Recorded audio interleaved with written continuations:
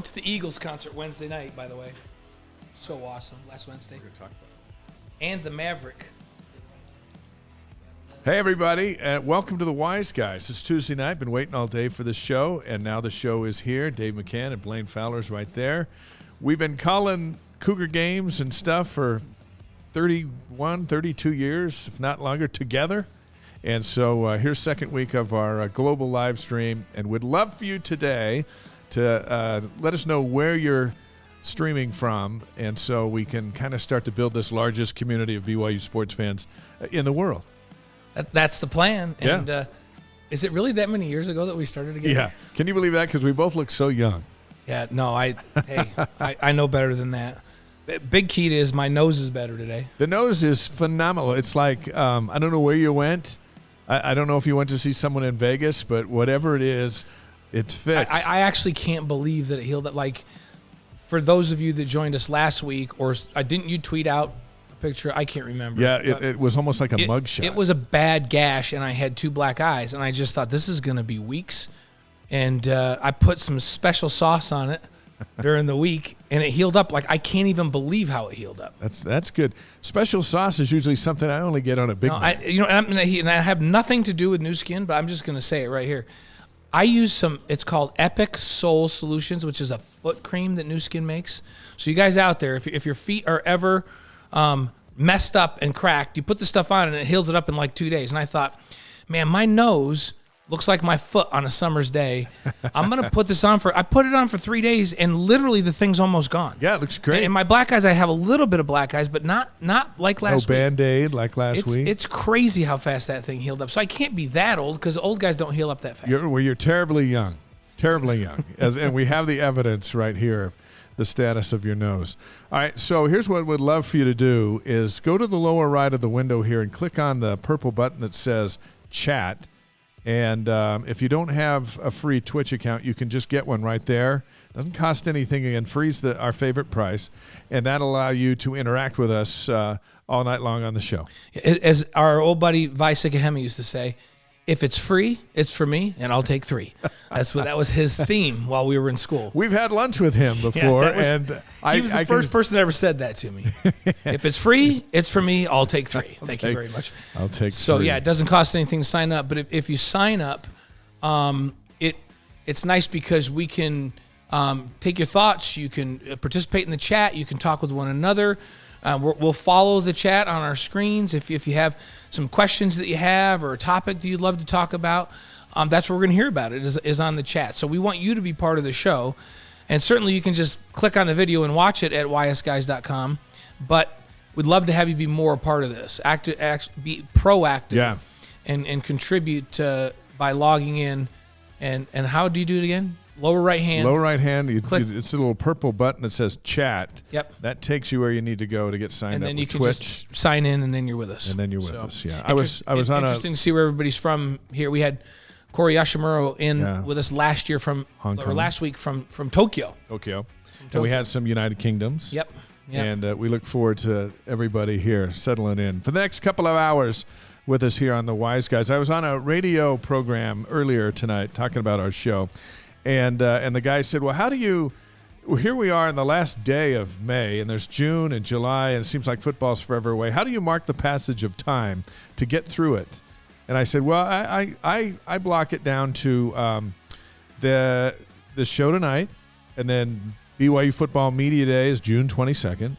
Mm-hmm. Stadium of Fire is 2 weeks later.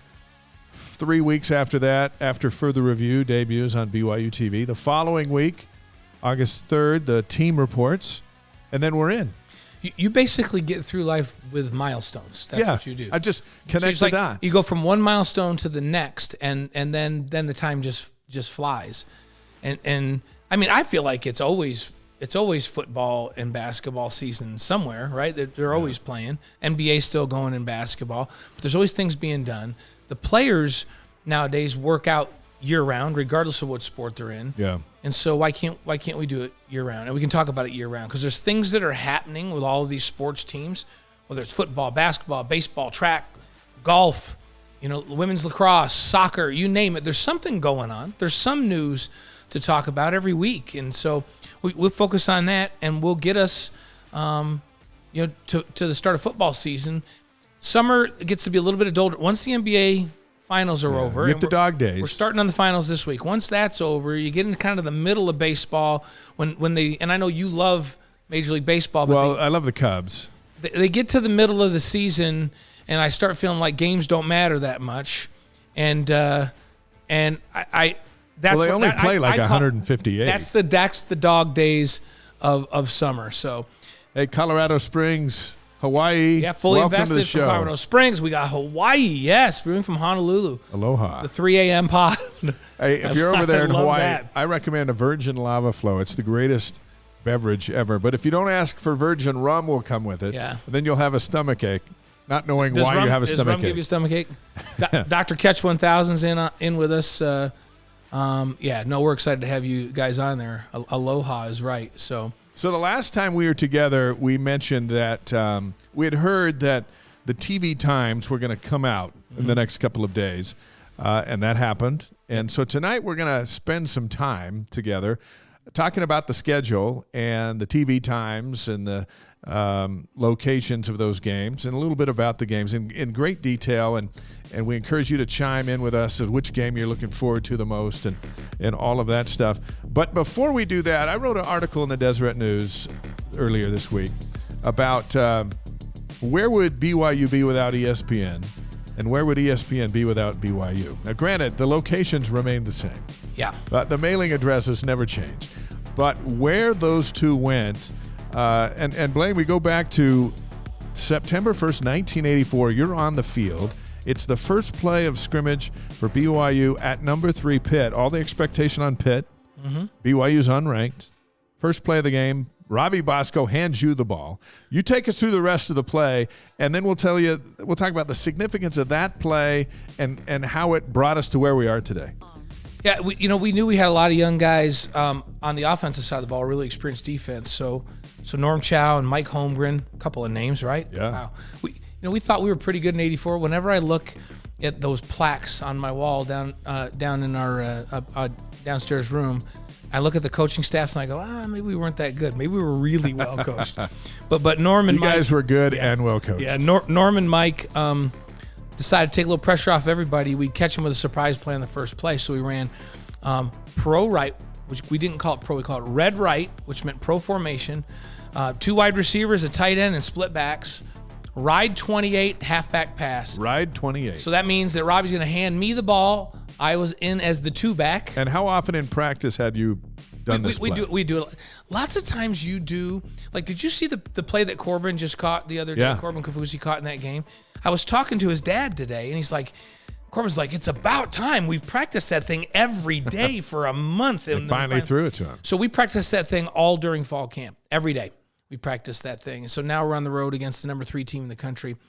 Robbie hands it off to me, and they said, listen, you've got to sell like you're going to run the sweep, like you're going to run that ball outside. And everybody come off the ball. The receivers come off on the front side like you're blocking and then release. Yeah. And Glenn Kozlowski was lined up on the left side, and he was going to run a deep post. And we were hoping that the safeties would get out of the middle of the field and come up to support the run, and that Glenn would be able to run in behind him, and then we'd throw it over the top. And they bit just long enough, and I tried to sell the run until the defense was collapsing on me. Then I pulled up and threw the ball over the top of the safety, and Glenn dove out almost flat in the air and came up with a completion. So big play on first down where we were already in Pittsburgh territory on second down. And as I was letting go of the football, 2 Pittsburgh defenders, one of which was Chris Dolman. We talked about that last week when you were talking about getting pounded. He hit me with the top of his helmet right in the chin, and I had like a large steely marble type thing in my chin for about 3 or 4 weeks after that.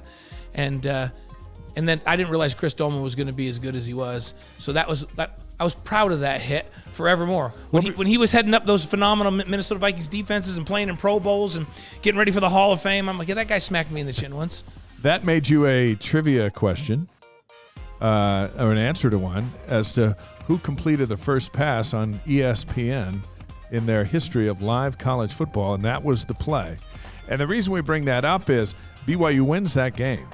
And then what happened from that day forward, ESPN and BYU had no idea. For one, you won all your games and won the national championship that season. Mm-hmm. ESPN went and became the king of all sports media, and they're still thriving today. And BYU's knocking on the door of the Big 12 because of all that it's accomplished in the years before and after 1984. But that was the start of ESPN's relationship with BYU. And what a start for both. Turned out pretty good. Yeah, it's interesting, too, because we think of ESPN now, and when we say, hey, the game's on ESPN, everybody's like, oh, great. Everybody knows who ESPN is. Everybody knows what the Sports Center is and what the top 10 is and the not top 10 is and all of that. But I remember telling friends back home in New York, hey, we're opening up back in Pitt, so if you guys can come down because it's not that far. But if not, we're going to be on national television on this ESPN thing. Yeah. And it was a thing. It was like this ESPN thing. And they're like, ESPN, what is that? Yeah. And I says it's been kind of a regional, but it's going to be, it's national television. It's going to be an all sports network, and they're just launching it. And it was their first foray. They had been doing some other things, but it was their first Division I college football game. And how about the fact that the very first game, they have the eventual national champion in their very first game. And so it worked out great. It wasn't long before everybody knew who ESPN was, right? And now they're the undisputed heavyweight champion of the world in terms of sports programming. And ESPN. Kids learning the alphabet, they just skip A and they just go to ESPN and go. What's interesting to me is that prior to 1984, when you look at all the greats at BYU, Steve Young, just back it up, Steve Young, Jim McMahon, Mark Wilson, Gary Scheide, throw in Danny Ainge, none of their careers on ESPN. Isn't that crazy? Whereas today, every single thing's on ESPN. And I have to wonder, as good as those guys that you just talked about were, Danny Ainge was the National Player of the Year. And had he been on ESPN with the reach that it has now, every game, he would have been a household name like Jimmy Fredette. Yeah. Right? And what about all those great quarterbacks? You go all the way back to Virgil Carter. Virgil Carter probably didn't play on television, right? But Virgil's a great player and a pro. And then Gary Scheide, who's a good friend of ours and who you wrote a beautiful article on. Gary would have been more of a household name. But certainly when BYU went on that run where you go from Giff to Mark to Steve to Robbie and we're talking about 3 straight first-round draft picks. People are going to go, well, Steve Young wasn't drafted in the first round. Yeah, he was the number 1 pick in the USFL draft.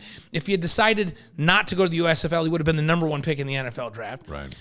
So he would have been the highest player ever drafted in BYU history. But those guys would have been even more well-known than they were. And BYU, I remember being back in New York and watching Mark Wilson against San Diego State on an ABC game. So ABC, it was the networks is where you got, and BYU didn't play on the networks that often, but on an ABC game, starting off the game against San Diego State for 3 touchdowns. And so they did get some exposure, and everybody was going, who is this BYU? And they're throwing the ball all over the place. Yeah. Had ESPN been around during the days of Giff and Mark and Steve, a lot more people would have known about Lavelle Edwards and the forward pass. Well, so on September 1, 2010, BYU announces they're going to go independent, and they announce an 8-year ESPN deal, money to fund football and the entire athletic department. But would BYU have even thought of going independent if ESPN wasn't next to them? There's no way they could have done it. They had to have a television partner that believed in them for a couple of reasons. The reason to go independent was because BYU felt like there were 2 things wrong being in the conference they were in. The first was exposure. To get the word out and to build the programs they wanted to, they felt like they had to have exposure. And exposure means national television exposure, and they just weren't getting it in the Mountain West Conference. The second thing was revenue. They had to have television revenue to try to compete with the P5s, as we call them today.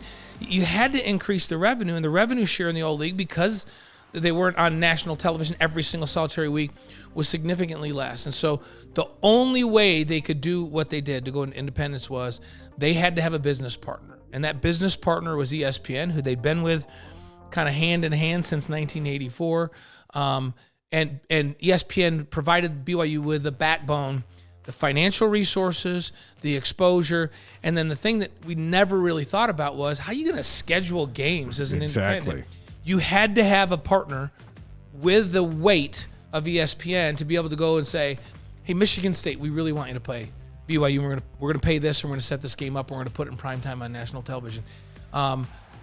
And I'm talking Michigan State and Wisconsin. We're going to go over some of those. Yeah, but all of these big name schools, there's no way they play BYU unless there was some national exposure involved. The games were going to be on national television. So ESPN provided those three things and then some, and BYU never could have done it without that. Shout out to Layton, Utah, St. George, some Provoites here as folks starting to log in and stream with us. Bosco to Haysbert for the win on a post route. Yeah. Idaho Hurst.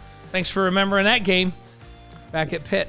I thought one of the cool things for BYU TV and ESPN in the relationship is ESPN allowed BYU TV to replay their games.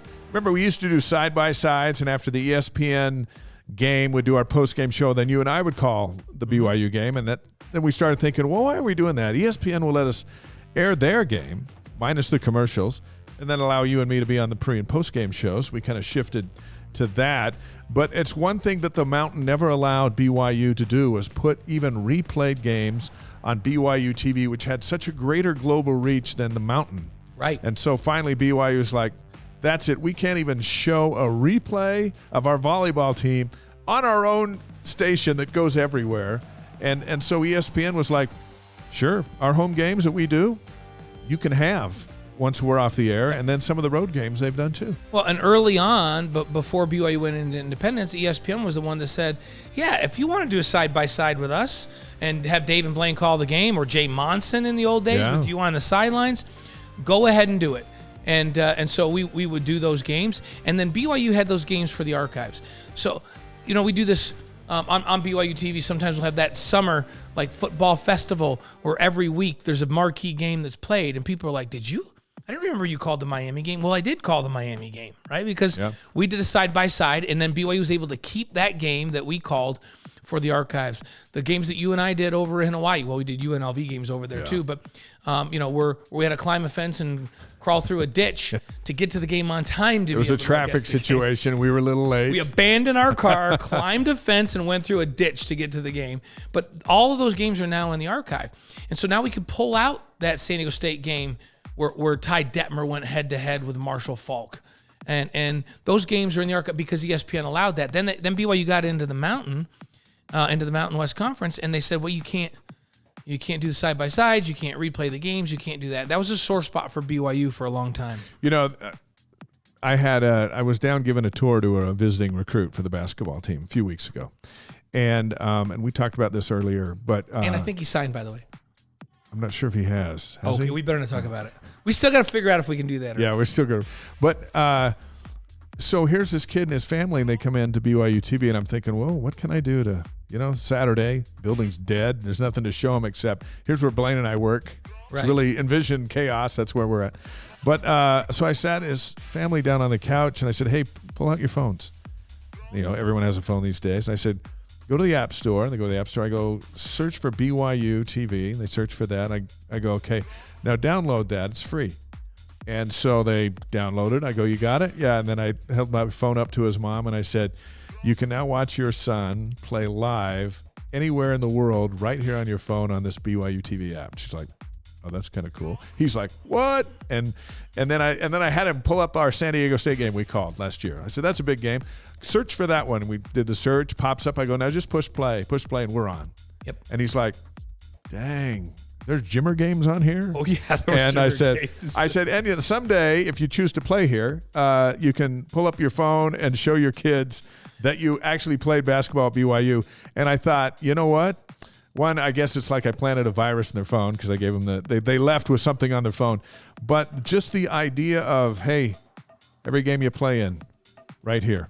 Yep, right there. That means something to these kids. And here's the nice part, because the way recruiting is, like basketball especially, Dave, where basketball's become such an international recruiting thing.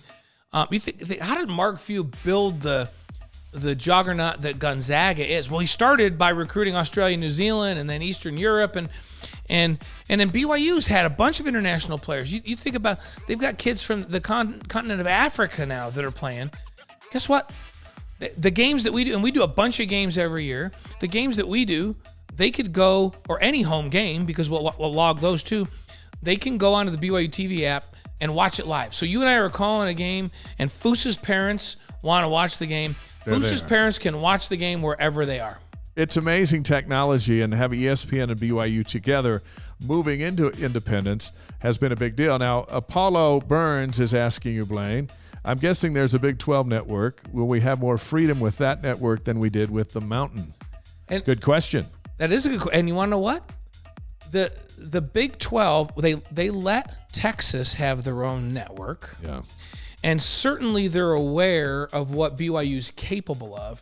Now, I will say, the WCC, there wasn't football in the WCC because BYU is an independent, but the WCC did a great job of partnering with BYU TV. Yeah. And hey, we did the first, well, all the way through the semifinals on the women's side in the WCC tournament, and we do through the quarterfinals on the men's side, and originate those games for all of the WCC's broadcast partners. And the Big 12 they've been watching that, they've toured the studios, they understand the capability, there are conversations going on, and we don't have anything in writing at this point, but I think the Big 12 looks at that and goes, okay, this isn't like the Longhorn Network. No, Longhorn Network was pay-per-view, and it was a sports network. BYU TV is already in just about everybody's home throughout the Midwest. They just don't know what channel it is yet because they haven't had a reason to go there.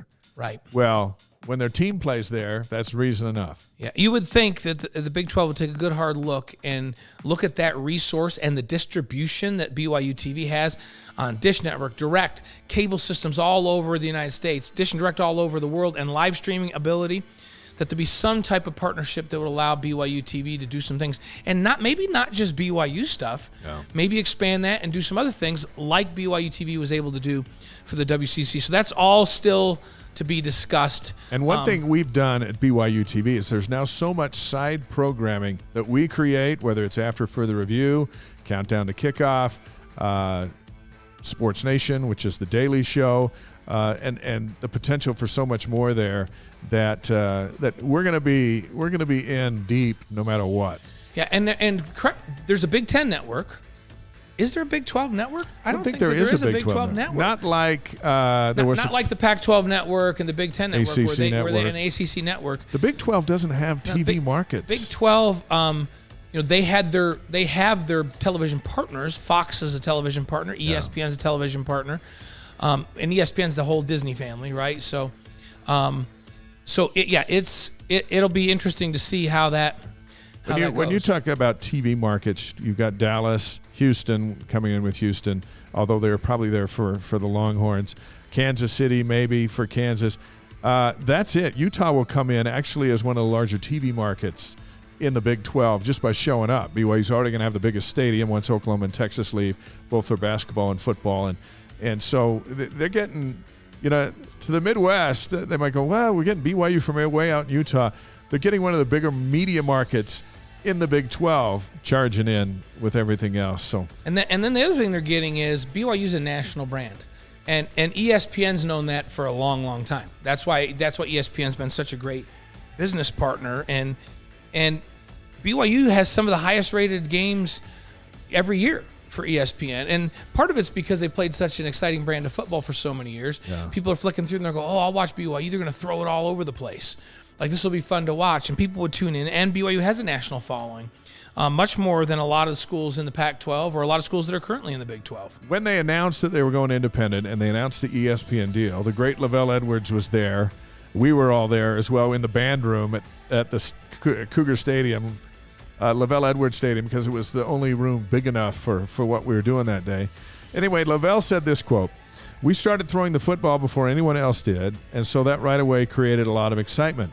ESPN was a new company, and we were kind of the new kids on the block. We just kind of grew up together that way, and we're going to talk about some games along the way that talk about what you said." But then Dave Brown had an interesting quote. Yeah, and Dave Brown, who is the VP of programming at ESPN at the time, and I'll tell you, a lot of credit goes to Dave for being such a phenomenal business partner with BYU. Kind of a pioneer. Yeah. And here's what Dave said. He said, "We have had a great relationship with BYU over the years, thanks in part to Lavelle Edwards, who gave us so many signature games in the past that really put ESPN on the map in terms of being a college football destination network. So Dave Brown and the ESPN brass recognized that people tuned into BYU because the brand of football was just so fun to watch, and they would get great numbers, and then they could go out and get ad revenue from it because they had great numbers. And so this was good for ESPN too, and I love that. I don't mean ESPN 2 meaning ESPN 2. I mean ESPN also, and they do have a 2. Yeah, they do have a 2 and a U and a news and but Dave Brown, it can't be understated what a great business partner and visionary Dave Brown was, and this whole ESPN BYU partnership through independence. When I was a student in 1990, I got this job at Good Morning America as a reporter. And I'm back there on my first day, and they're having a party at the top of some skyscraper in Manhattan. All I'd seen of New York is what was on NYPD Blue. So you can imagine all my insecurities there. And me. And you. But so we're having this big dinner, and I'm starving, and everyone knows I'm the BYU guy, and I don't know what doesn't have alcohol in it and stuff. And so I'm just kind of watching food go by, and this kid appears out of nowhere, and he comes up and he goes, "Are you the BYU guy?" I go, "Yes." He goes, "Let me show you what you can eat." And he starts pulling food off trays that are coming through. He goes, "You can't have that. That's got that in it. This, you can have this, this, and this." He gets me a plate of food, and he goes, "Hang on, I'll be right back." He comes back with a glass of milk. Everyone else drinking champagne. And so I'm sitting here, and I look at this guy, and I said, are you Mormon?"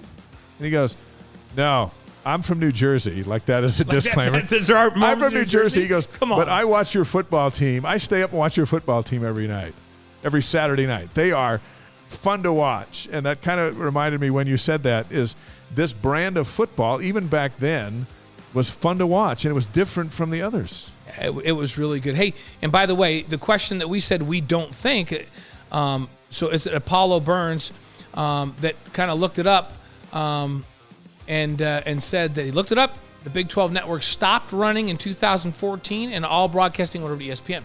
So there you go. So Apollo, thanks for doing the research for us. We knew that we hadn't seen anything in recent years, so that was a great. It was a good question, and it also we appreciate you providing the answer and do a little bit of research. We'll see where that goes. Tom Homo back then on that day talked about access and exposure were really the two pillars of why we marched into independence. And again, in a few minutes, we're going to go over the new schedule coming up with all the TV info. But access and exposure, mission accomplished. No question about it. And as I mentioned, it's funny.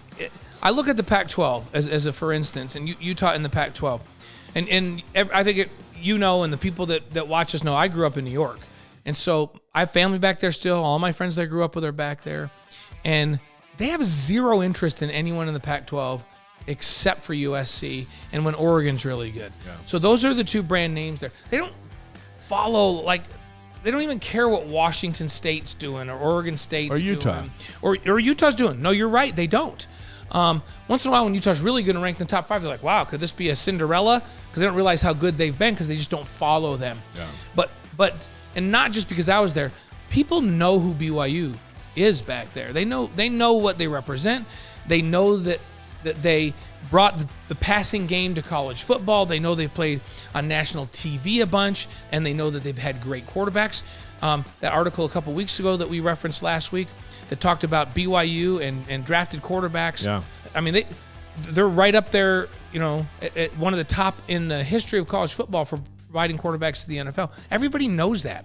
And, of course, I feel like Gifford Nielsen and Mark Wilson and Jim McMahon, but especially Steve Young, put BYU on the map by going to the National Football League and being the MVP and playing that quarterback position and being a Hall of Famer, and now he's got the job with ESPN.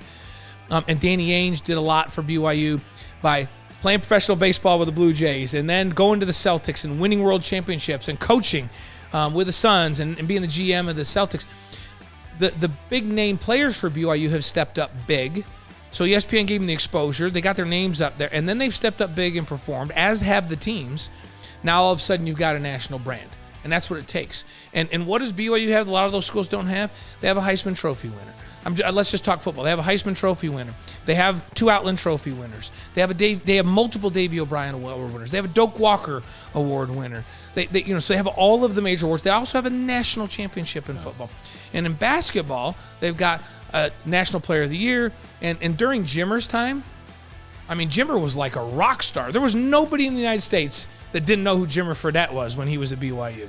He caught the imagination of everyone in the country. And so, BYU's marquee players have done their part to further that image for BYU and make them a national brand. That's why when the Big 12 was going, all right, Texas and Oklahoma are out. They're going to the SEC. This time during independence, the big-time name, the following, all of that, all came into play. And if you didn't have any one of those components, if any one was missing, if the ESPN deal over time had been missing, or if they didn't have great players that they could lean on, if in football Lavelle hadn't decided to go with a forward pass and bring BYU into the forefront and beat big teams, it wouldn't have been a no-brainer. It was a no-brainer. I think they had to think about it about 5 minutes and then went, well, we got to get BYU. Let's just start in a week. Let's just start with BYU. And we're excited about it. July 1st, 2023. The first Big 12 football schedule is coming out in October, right in the middle of the last season as an independent. All that stuff is coming, which is going to be cool. We put a list together of the greatest BYU ESPN games over the years with a couple of ABCs in there. Yeah, because ABC and ESPN are tied together. Yeah, and that deal, starting just a little bit before independence and then taking us through. So we're going to talk about them and think of some and stream them to us as to what you think might be. Maybe we forgot one. Lot of these, or if you have a memory about one of these. I have a memory about pretty much every one of these games. A lot of these we announced. Because we called a bunch of these. But there's one, I think there's only one on here that I didn't call, or maybe two, but I watched them. So let's go back to 1989. It's the Holiday Bowl in San Diego. We did the side-by-side, so it was on ESPN and then it was on BYU TV after that. But Penn State wins 50-39. Detmer's driving the Cougars down to win the game, and then this guy comes through, grabs the ball from Ty, and runs like 60 yards for a touchdown. That's why they won it 50-39. It was much closer than that. It was like 39-43 or something, 39-44 at the time. And they're driving to go win the game. They couldn't stop Ty. No. Like after the game, Joe Paterno said, "I've seen some great quarterbacking performances in my time. That's the best quarterback performance I've ever seen." Joe Pa said that in the post-game conference. I'm like, okay, that's saying something because he played against some of the greatest that ever played. I went and interviewed that kid that stole the football away from Ty because I wrote a side story for the Daily Herald. And he was just talking to me, coming around the end, and there's Detmer, and the football's right there, and I just grabbed it and just ran as fast as I could. And that was the game decider. But what it did was, for ESPN, it was like the most exciting bowl game of the season. You got mighty Penn State, you got BYU, and a guy who's going to win the Heisman. He doesn't know it yet, but he's going to win the Heisman the next year. And so I had that at the top of the list starting this relationship in 1989. And then, of course, in 1990, the national championship game, the second game of the season. We'll call it the national championship game. It's not the national championship game. It was the Heisman Trophy game. That's right. That's the game that Ty won the Heisman Trophy in by beating number one Miami 28-21 in 1990. You were on the call. I was watching in Colorado Springs because we broadcasted the Air Force game earlier in the day. That's right. That's when we were doing a big bunch of networks at the time, and you and I were off doing games all over. But I had that game. Yeah, and the whole world's watching because they're watching Miami because they're number one. But Ty and the Cougars stuff them. And this is when Miami was on a roll. Yeah. And, there have been times, like, let's admit it. When we beat Pitt back in 1984 to open the season, they were number 3 at the time. But they faded during that season. They had injuries, and they ended up not being a great football team. That Miami team ended up, were they 3? 3, and then they won it the next year, right? Yeah, and then they won it the next year. And they had just won it like the previous year, the year before. This was a Miami team on a roll. So that's probably the best win in BYU history. And a lot of people know the Rock was at that game, but he was injured and he didn't play. He was a defensive lineman for the Hurricanes. And the play that I remember from that game, like no other, is when Ty dropped back to pass, and both ends, and they had 2 All-American defensive ends. I'm trying to remember, was it Russell Maryland and whoever the other one was? I can't remember. But they had NFL guys at every position. Yeah. They were coming off the edges, and they were going to meet at Ty Detmer and crush him. and at the very last second, I'd love to go watch this play because it's almost like he just felt them coming, didn't look at them, and just stepped up, and they collided one with another, and he stepped up and threw a touchdown pass. Yeah. And one of the best plays and the most might have won him the Heisman right Ty there. Detmer had the most uncanny feel in the pocket and eyes where he's looking over here and then he steps up and he just throws the ball over there and it's a complete. It was amazing. That stadium that night is the most electricity I've ever felt in that stadium. And it was off the charts from the start to the finish. I do have to say in that Arizona State game, that was pretty good too. That Arizona State game when Tyler knocked the ball out, at the end of that game when Arizona State had multiple false starts because that student section down there was so loud, that might have matched the loudness of that Miami night. We were standing there on the sidelines of the Arizona State game. Dave Nixon was with me. I was screaming in his face and he couldn't hear what I was saying.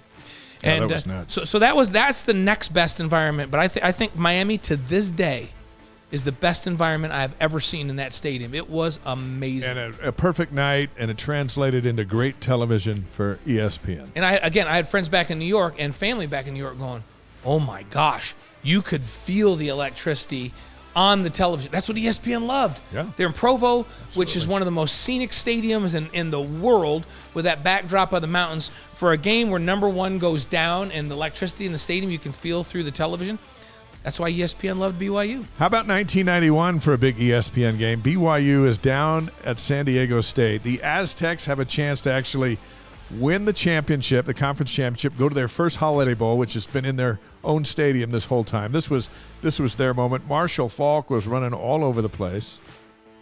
But BYU rallies to tie San Diego State 52-52. It denies the Aztecs, and the Cougars clinch the title the next week when they beat Utah at home. But 52-52. Talk about a wild ESPN game.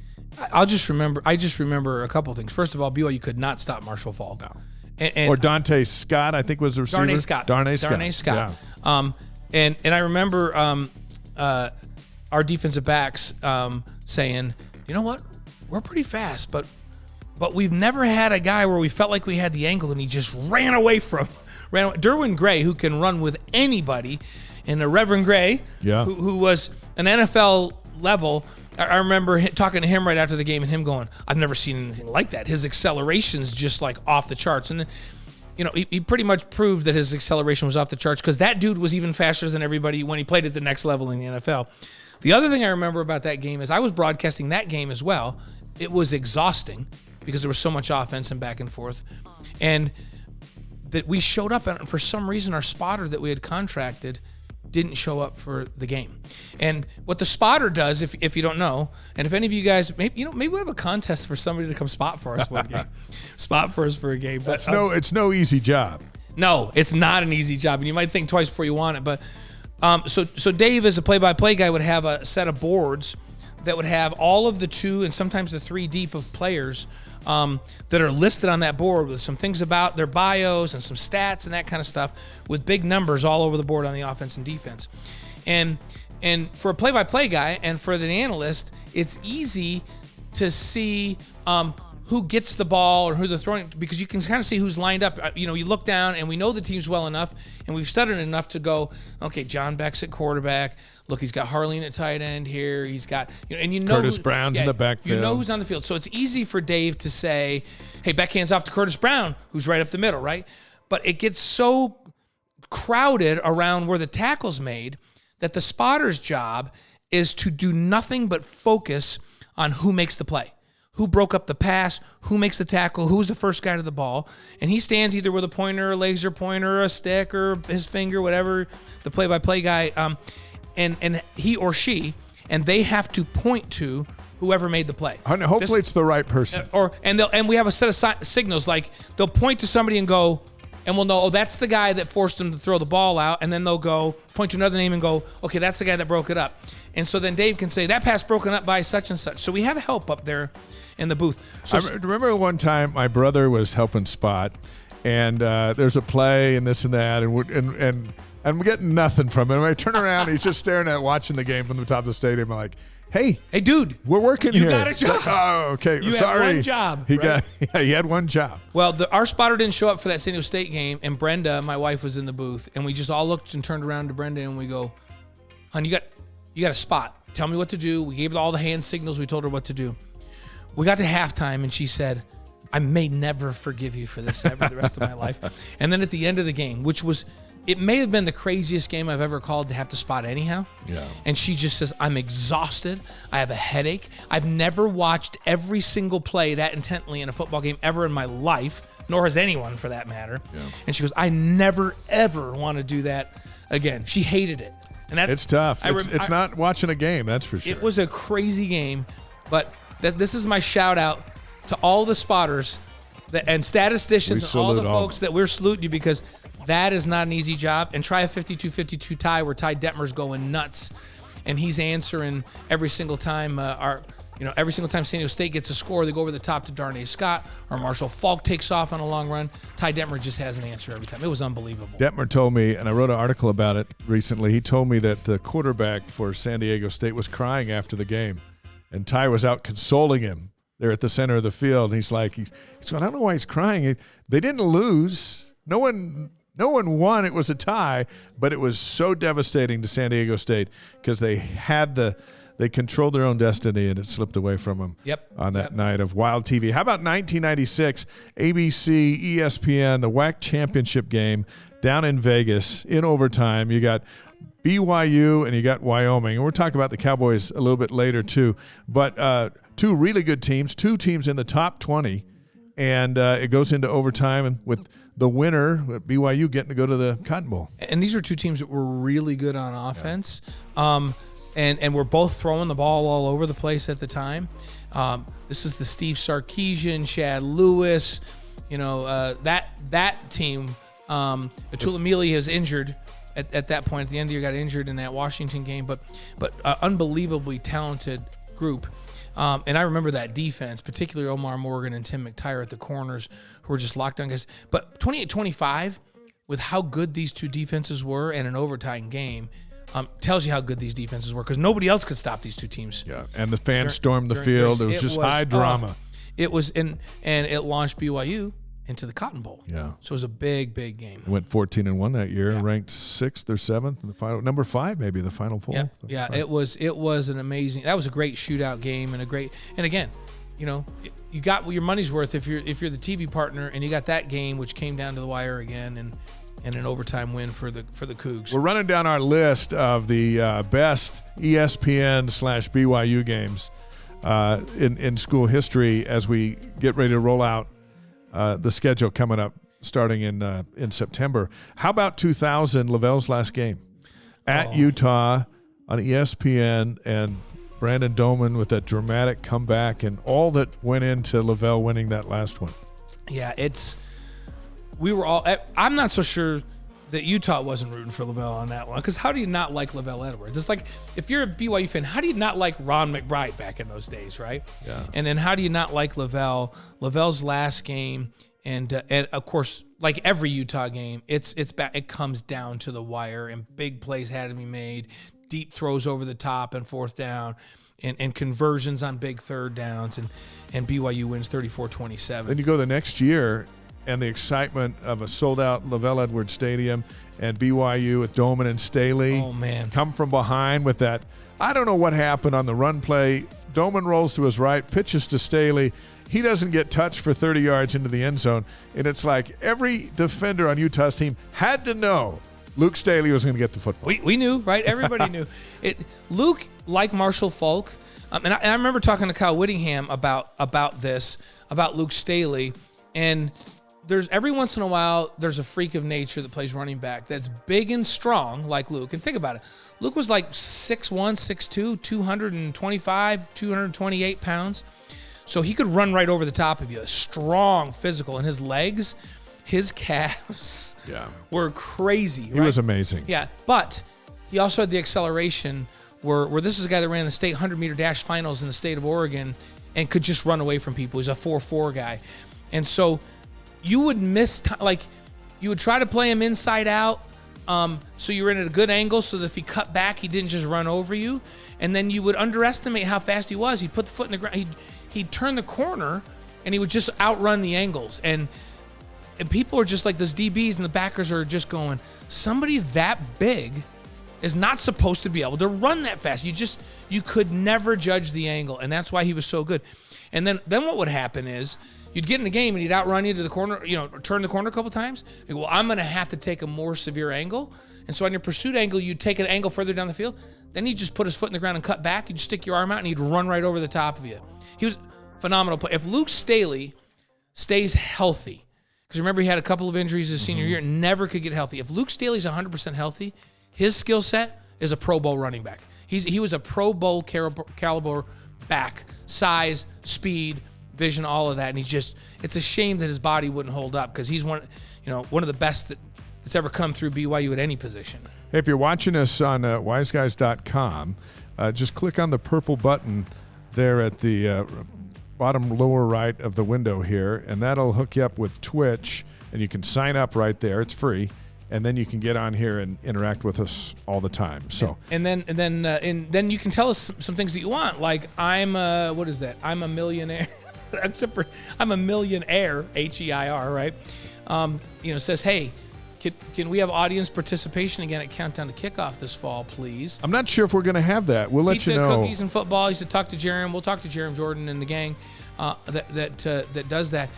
We got away from it because of COVID. And so we couldn't pack a bunch of people into studio audience during COVID. We love it when there's a studio audience. And we love it when you all show up because, frankly, when you've got an audience in the studio and we're doing an hour or sometimes a 2-hour pregame, you guys bring energy to us. So we love to have you in there.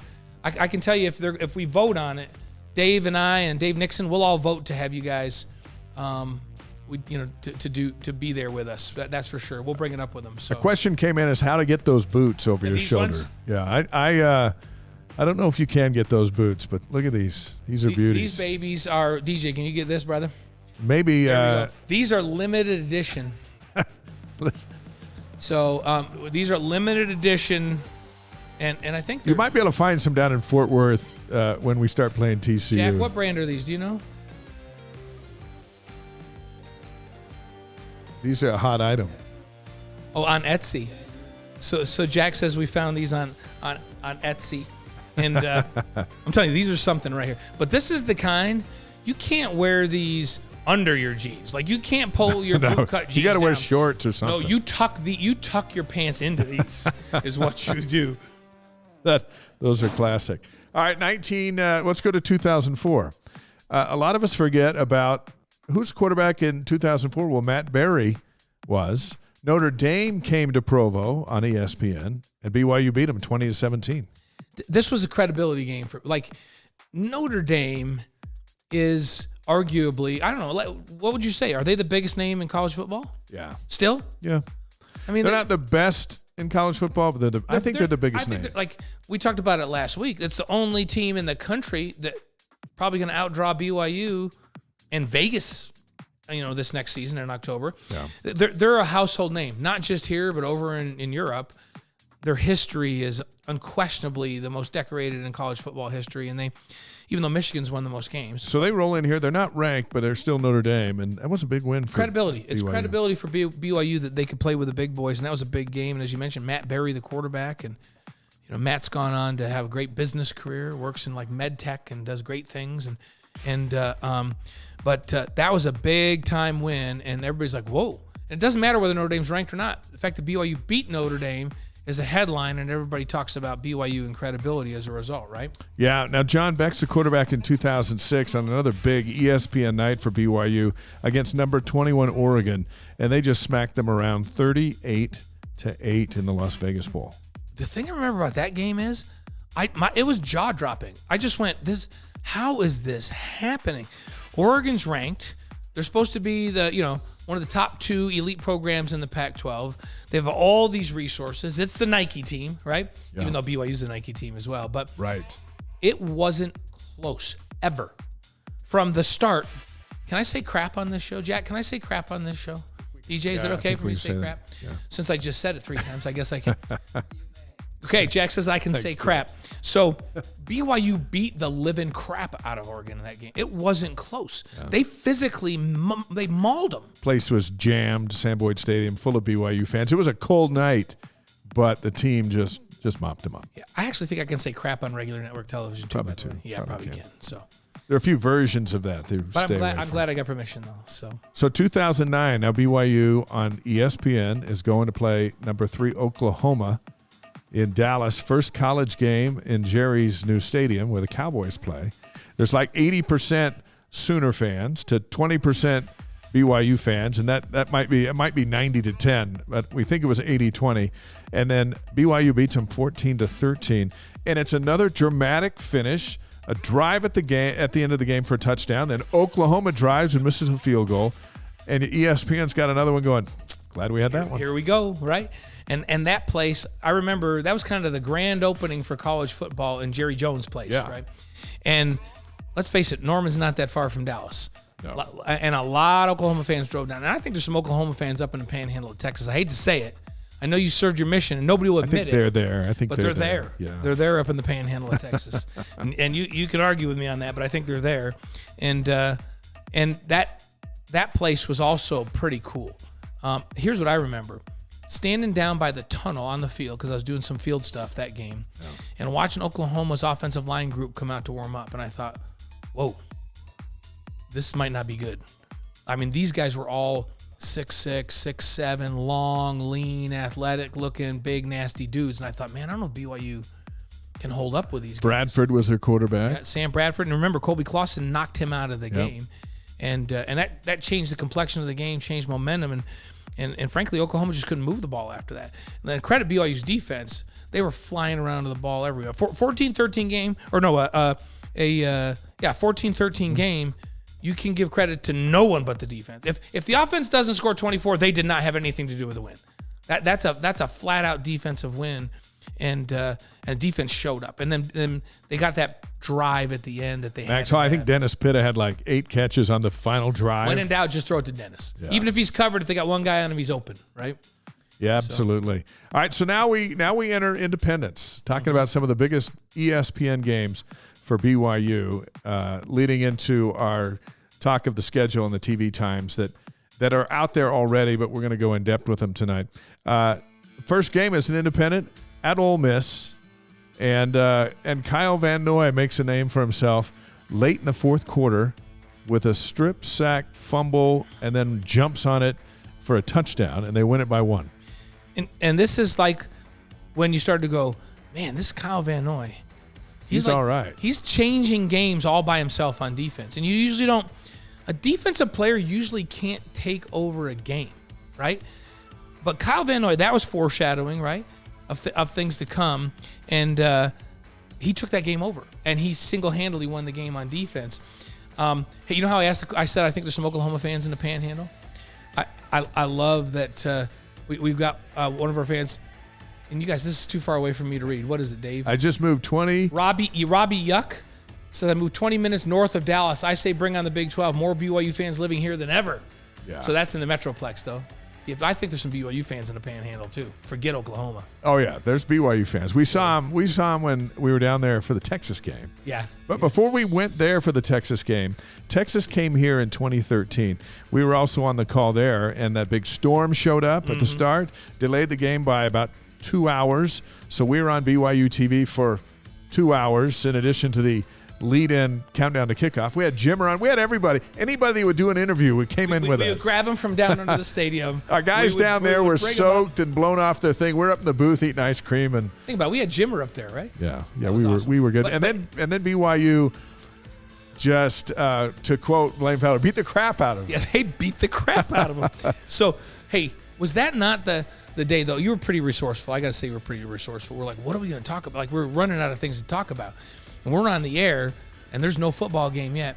And you said, let's call my boy Kevin Eubank. Kevin Eubank, the meteorologist at KSL. So we call Eubank up in Salt Lake City, and we borrow him from KSL. You say, hey, you're live on the air. You're live on the air. And he's like, that's okay. And we said, talk to us about this. What's going on? We had his radar on. We explained this weather phenomenon and what's going to happen, how long until we're out of the woods on this thing. And that was dancing, thinking on your feet. Everybody that was there that night knows exactly what that felt. Whether you were crowded underneath the grandstand to not get soaked, or you're still in your car, there was flooding up the street, lightning was everywhere. It got so dark. It was like midnight. It was awesome. It was pretty. It was awesome. And then Taysom Hill went out, ran for 259 yards and 3 touchdowns. And this was ESPN. We danced until they played the game, and then ESPN was right back for the ball game. And Taysom Hill could not have asked for a better night. No, and his name in the national spotlight at that point, and his name and his running style emblazoned on every Texas fan's minds, and that was some foreshadowing of things to come as well. But he ran over, around, and we remember we talked about Luke Staley and how Luke would just run away from people. Taysom did that over and over again. Yeah. Like their safeties would take bad angles. And correct me if I'm wrong, but he took advantage of him so badly. They fired their defensive coordinator. He beat the crap out of him so bad, they fired the D coordinator after the game. Yes, they did. When has that ever happened? Hey, Robbie Yuki, sorry if we jacked up your handle there. It's Yuki. Oh, it's Yuki. Thanks for watching us. Appreciate you. It's Youkey is how we read it. Yuki. Yeah, Yuki. Hey, we're just glad you're with us. So then the next year, Taysom goes back to Austin. This was on Fox, so we'll take this game out of our ESPN list. But we were there in Austin live for BYU TV. It was like 1,000 degrees, but we went to some nice places because that's where I was for my mission years ago. So we knew your way around. We had some good stuff. And then Taysom ran for 99 yards, 3 touchdowns, and they beat him 41-7 in front of 92,000 of their own fans.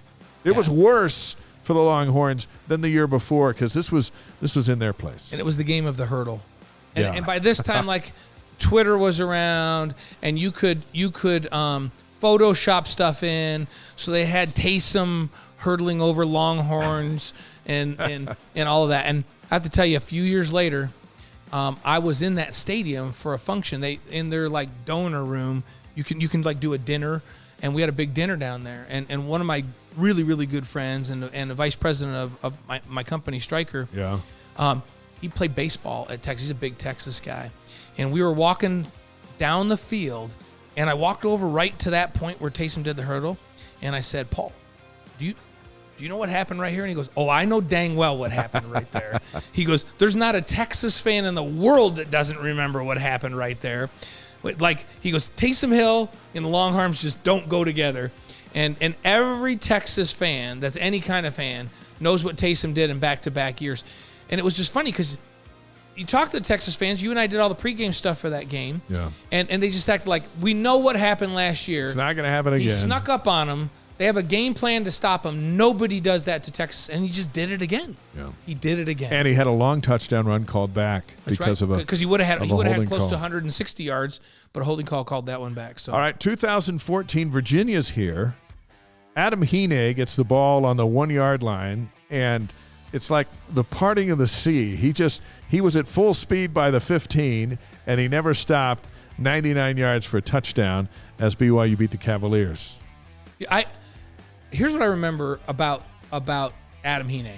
You loved Adam Heaney, and every kick returner since, you always ask me, why can we not find a guy like Adam Heaney that just catches the ball and then runs full speed up the field until he gets hit? And that was Adam Heaney. On this particular run, you're right, it was just like he went full speed. Did he ever even deviate? It was a straight line, and the blocking was just right. And I remember we were calling that game on our side-by-side with ESPN, and he was gone by the 30-yard line. Yeah, and Adam Heaney had some great top-end speed. What a great Adam Heaney. That brings back a great memory because what a great representative of BYU Adam Heaney was and has been. But and that guy looked like Hercules. Yeah, Adam Heaney looked like Hercules. That guy was built like Hercules. Just awesome. Yeah. All right. Well, how about this one? We mentioned this last week. Tanner Mangum's Hail Mary to Mitch Matthews to beat Nebraska in Lincoln 33-28, season opener, ESPN ABC, and they'd won their home opener for 29 straight years. And they're doing this play. We're sitting on the goal line. We're thinking, McMahon got his. Could we possibly get another Hail Mary in this setting full of Big Red fans with a sliver of BYU? And then he rolled to his right, and we saw the ball in the air, and then we saw Matthews catch it, and we wondered, we were on the goal line too, we were wondering, did he get in? And then the referees just, and the BYU fans went bananas. When we were calm, and when he caught it, we both calmly looked at each other and said, did the ball cross the goal line? Like, because the referee or the official on the side there, he took a minute to signal touchdown. And then he signaled touchdown, and I got to admit, we lost our composure a little bit. Fortunately, we got it back before we were on the air. I want to say something about Nebraska fans, though. That was one of the best experiences you and I have ever had at an opposing field. They were so unbelievably kind and gracious. My hat's off to any Nebraska fans. When they're not good, they show up, and they fill that stadium up.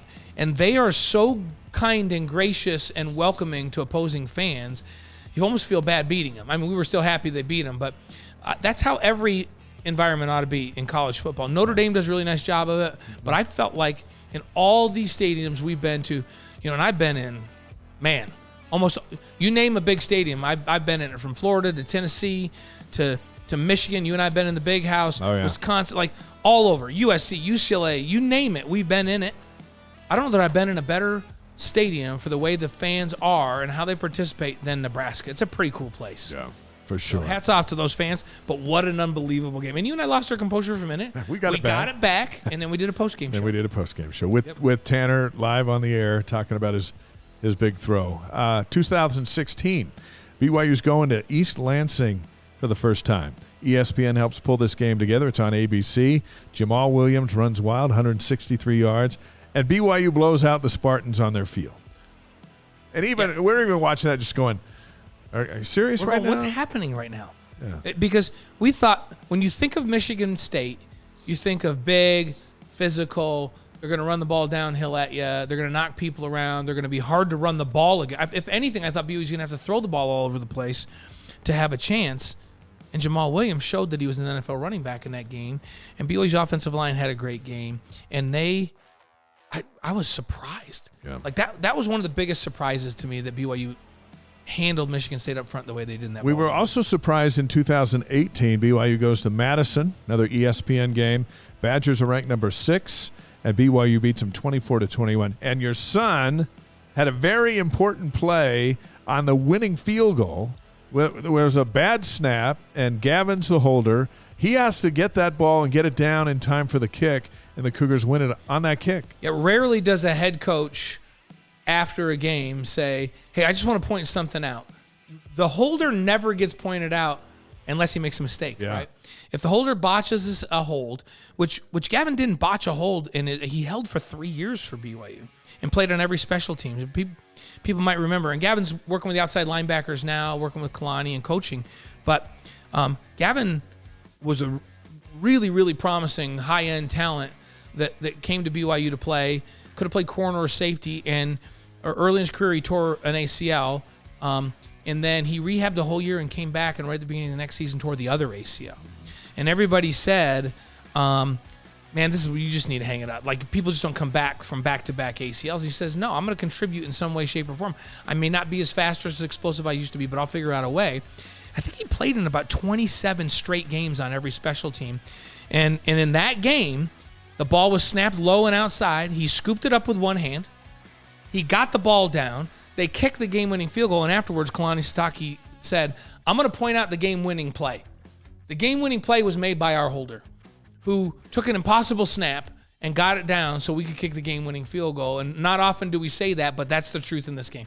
Really, really cool. Another cool thing that they showed in the game on ESPN was that start of the fourth quarter, the student body at Wisconsin does the jump. Yeah, they dance. And they jump, and BYU's team danced with them. And the home team, the Badgers, are looking over there going, why are those guys dancing on our song? It freaked them out. Yeah. It was a reverse freak out. It was. They do that so that you sit back and just go, wow, look at this stadium, look what's going on. Well, Kalani purposely told these guys during the week, listen, they do this thing between third and fourth quarter where they do this jump around, and they all dance and they jump around. It's pretty cool. We've seen it live. We're going to enjoy this environment, and when that comes, we're going to show them how loose we are. We're going to do it right along with them. You watched their sideline look over there going, oh, what's going on here?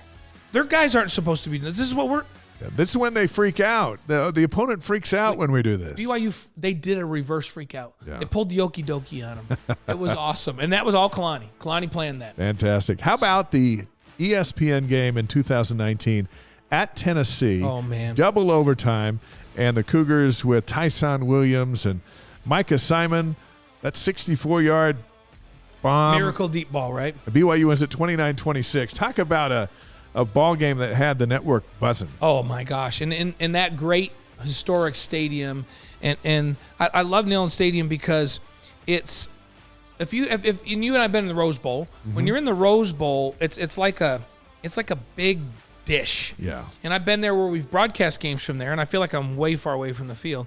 And then we went, my son-in-law Dallas was playing the Rose Bowl against Iowa when he was a captain at Stanford, and we went to watch Dallas. So now I find myself as a fan, and we had player seats, so we were only like a quarter of the way up in the corner of the end zone, and I felt like I was forever away from the field. And it's because it's this kind of long, gradual. Yeah. I'm telling you, if you're in the top of that end zone, you better have a drone flying over the field so you can watch the game from back there. You're on the other side of Pasadena. Neyland Stadium is like this. Yeah. It's like straight up and down, and those fans feel like they're on top of you. And our players, I've talked to a bunch of them since that game. They loved that environment. They played with a chip on their shoulder. They loved that the fans were right on top of them. And again, Kalani had them loose, and they played fearless. And that's how they complete. Like it was almost like a Hail. It's like, how does he get that open? Almost like a Hail Mary. I hadn't seen a play like that since Max Hall to Austin Collie. Right. On the 4th and forever against Utah. It reminded me of that. Game's still alive, and BYU ends up pulling that thing out. And back to Harleen. Nelson, he's wide open at a crucial moment. How do guys get open? By the way, I saw Austin Collie at the movie. We'll talk about movies later. Oh, yeah. Our movie review of Top Gun's coming out. I saw Austin and Brooke and those guys all went to Maverick the other night when my whole family was there. Good. So we had a little reunion between the Collies and the Fowlers. I called a couple of UNLV games at Neyland Stadium, and if you don't like heights, that's not a place for you, because top of the stadium broadcast position is straight down. But that was spectacular. Then the next week on ABC, BYU beats USC in overtime. Gunwalaku with an interception. Place goes nuts. Fans storm the field. Back-to-back overtime upsets for the Cougars. Yeah. Hey, you got to tell people about your Neyland Stadium. Oh, that's we'll have to save that one for okay, because that's like I need time to set up. I'm just going to give you a tease. I need time to set that one up. I'm just going to give you a tease on this. Dave is going to tell the story at some point, because we have to set it up, where he had to call a game into a bush on the sidelines at Neyland Stadium, a Tennessee UNLV game. So we'll get to that another time. And I went straight into therapy after that. Yeah. But it is I can guarantee you, people were going, "What is that guy doing right there?" I know they were. Why is he talking into a bush? What's wrong with those guys? So anyway, we'll save that for later. That's what we call a tease. That's a deep teaser. Might be a July story, but that one's coming up. So back to what you were talking about. So they beat USC. We were down on the field. Our broadcast position for the postgame show, we're down on the field, and Kalani came over and Zach came over. We're surrounded by fans, and it was like 1,000 degrees, if not 100. Yeah. And but it was just one of those moments after the Tennessee win. Mm-hmm. Here's this USC moment, the vaunted Trojans in town, who came in ranked in the top 25, and BYU beat them. And by the way, I've never been hotter in my life on a pregame show. That was roaster. We had all of our people like fanning us off and trying to keep us cool, but I was afraid the makeup was going to melt right off of our face. In fact, I think we eventually wiped the makeup off. I think we just gave makeup up. off. All right, couple more. What I remember about that USC game is BYU's game plan on the defensive side. This vaunted air raid attack came in. Yeah. You had the number one high school quarterback in the country when he was coming out at the helm for USC, and everybody expected that. And these receivers that were all NFL guys. And it's like, how's BYU going to slow them down? And BYU was the first team, and other teams have done it since to USC, that said, no, you know what we're going to do? We're going to drop 8. We're gonna put 8. We're gonna clog the throwing lanes, so he has no place to go with the ball. And in the early downs, that's what we're gonna do. And then in late downs, when they get behind the chains, and it's 3rd and 11, then we'll bring the house and we'll pressure him and make him throw it. But we are not gonna give up the dink and dunks. We're gonna get people all over the place in the throwing lanes. And it worked to perfection. It stymied that vaunted USC offense, and then BYU's offense did. Zach was phenomenal. Zach was jumping over people and helicoptering in the air and doing all kinds of things in that game. What an environment, what a game. But you got a defensive coach's game plan in that actually set a lot of other teams up that played USC, in the next couple of years. That's how you stop the air raid. That's how you stop it. We got a couple more games before we're going to focus in on this season that we got coming up with the TV times. And Cubs are getting beat 3-1 by the Brewers. Man, we are the worst. That's what's going on right now over at Wrigley Field. 2020, COVID wipes everybody out. BYU says we're still playing. We're the only team west of the Mississippi that's getting ready for a season, but they didn't have any games. Right. ESPN gets together with Navy and BYU. They said, we'll play you on Labor Day night, Monday Night Football, the only college game going. And the Cougars show up, and they beat the Midshipmen 55-3. It was Tyler Algier running all over the place. It was Zach Wilson. Awesome. But it was Monday night, Labor Day night. All of America's watching BYU because of their relationship with ESPN and their willingness to play. Two relationships in that and one. Ken Niumatalolo. Kenny Niumatalolo said, yeah, let's do it. And Ken knew that he was replacing a lot of stars on that team. He was the head coach in Navy. So he knew that it might be a bit of a mismatch. Do you know who I remember in that game? I remember Tyler Algier, obviously, because he had such a great game in that game. But I remember that Pepe Tanavasa had an incredible game on defense. And if you remember, Pepe was at Navy. Yeah. And transferred to BYU. And so he knew what they were doing. Doesn't it make sense that he played against that offense? It just seemed like he had that thing dialed in, and every other tackle felt like it was Pepe. He was a disruptive force on defense. And when does Navy ever score 3? Yeah. That just doesn't happen. At home. It was such a powerful night to have on the holiday, in the pandemic, and BYU just went out there. And it was a physical beatdown. BYU physically dominated them in that game. So last year, BYU beats Arizona, Utah, and Arizona State, 3 straight primetime ESPN games out of the gate. They beat Virginia on ESPN2 in a wild one, and they finish off beating USC on ESPN Thanksgiving weekend.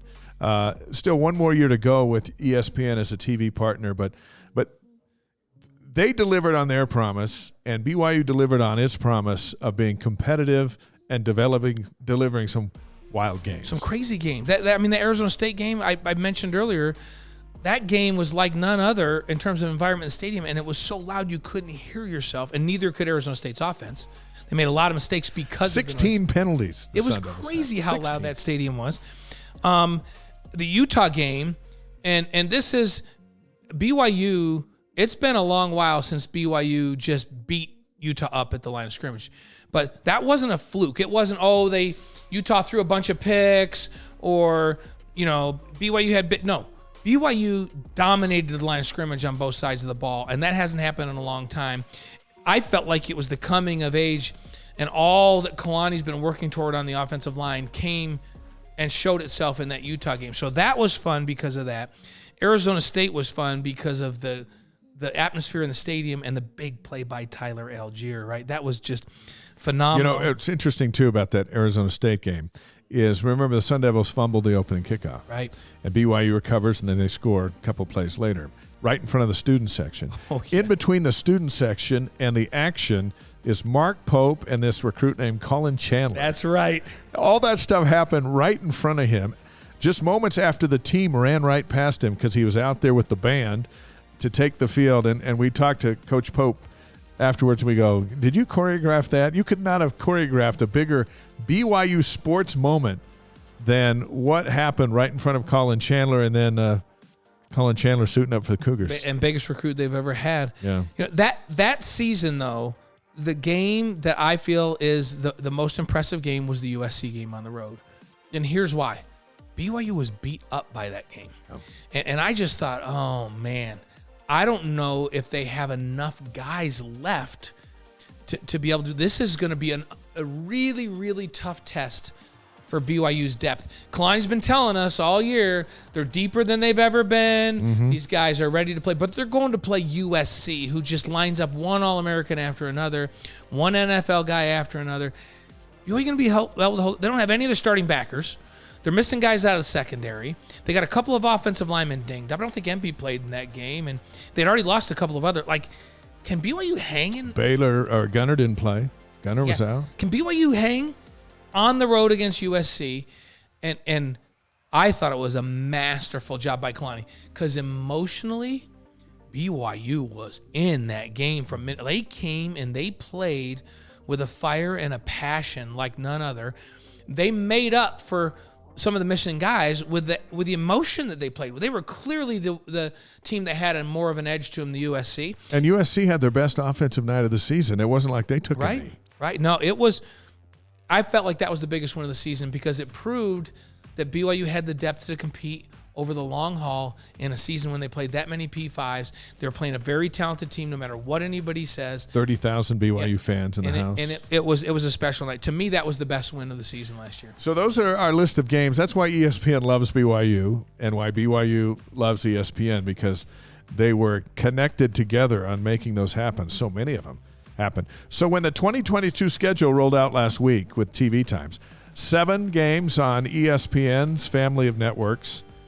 BYU started independence on ESPN on September 3rd, 2011 at Ole Miss. They will kick off the final year of independence September 3rd, 2022 at South Florida on ESPNU. Football Media Days coming up June 22nd on BYU TV. After further review, debuts Tuesday, July 26th at 7 Eastern Time on BYU TV. A tribute to Tyler Allgeier's run into history. That's going to be awesome. The Players Report to camp on Wednesday, August 3rd. First practice Thursday, August 4th. And now let's start in with South Florida, September 3rd. Announced at a 4 p.m. Eastern start time on ESPNU. That's 2 o'clock here in the mountains. I love that start time. I'm glad it's on ESPNU, and that's going to be a great opener for BYU. Yeah, and here's the thing. And I mentioned this last week. And then I was on Sports Nation with the guys, and they were wanting to know about some of these teams. So I've been talking to Gavin a little bit, and BYU's already done their film breakdown for every team, their preseason breakdown. So they look at every game from last season. They look at the personnel that's coming back. They do a personnel breakdown. And then the week before each game, they're going to take the most current film, and they'll add to that, right? So it's a year-round thing. And so they were looking at South Florida, and Gavin says, this is a scary football team because when you look at them individual player by player, there's talent all over the field. And that's a little bit scary because expectations aren't high for South Florida, right? And but they had Baylor's quarterback who played against BYU, Jerry Bohannon. Bohannon, yeah. He transferred to South Florida, so he'll compete for the starting quarterback. And Timmy McClain had 272 yards of total offense. And USF dominated time of possession in the meeting last year by 11 minutes in a game BYU won 35-27. Yeah. So you got a bunch of athletes. They think that they can compete with BYU. They're a year more mature. They feel like, hey, this is the year that we're supposed to come of age. So this is a tough one for BYU on the road. I think BYU. The nice part for BYU is they should come into this thing fully healthy. Yeah. First game of the season, Kalani does a great job of managing fall camp and keeping injuries to a minimum, and with a lot of energy. And you know what? It's kind of paybacks for a couple of years ago because when they were in Tampa last time, USF defeated BYU in that 27-23 game in 2019.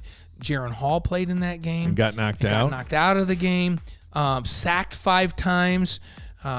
And so it took his running yards away. He was at a huge running day, but finished with 83 after all the sacks. And remember that Romney came in and marched the team down for what would have been the game winner and had 4 chances from 12-yard line and couldn't get it in. So very bitter taste for BYU. Do you think that was the low moment of independence?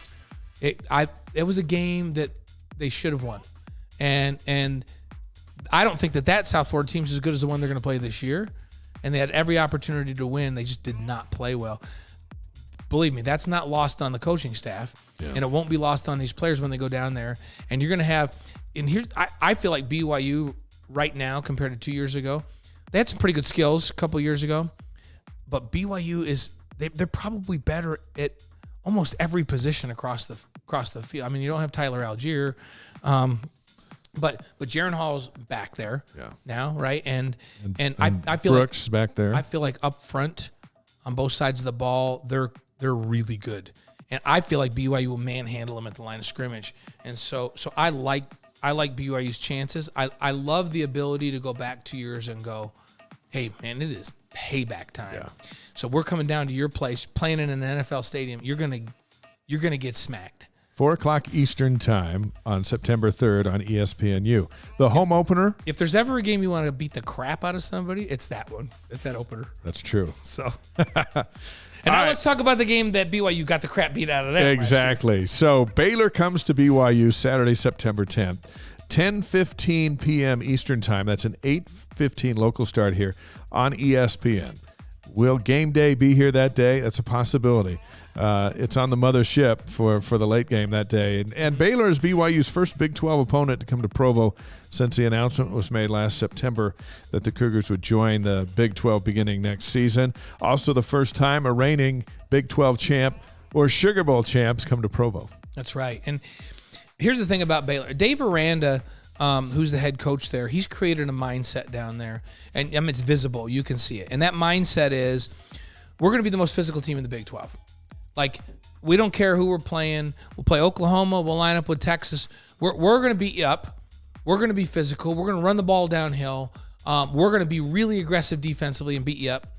And, boy, it really showed. They out-physicaled almost everybody they played last year.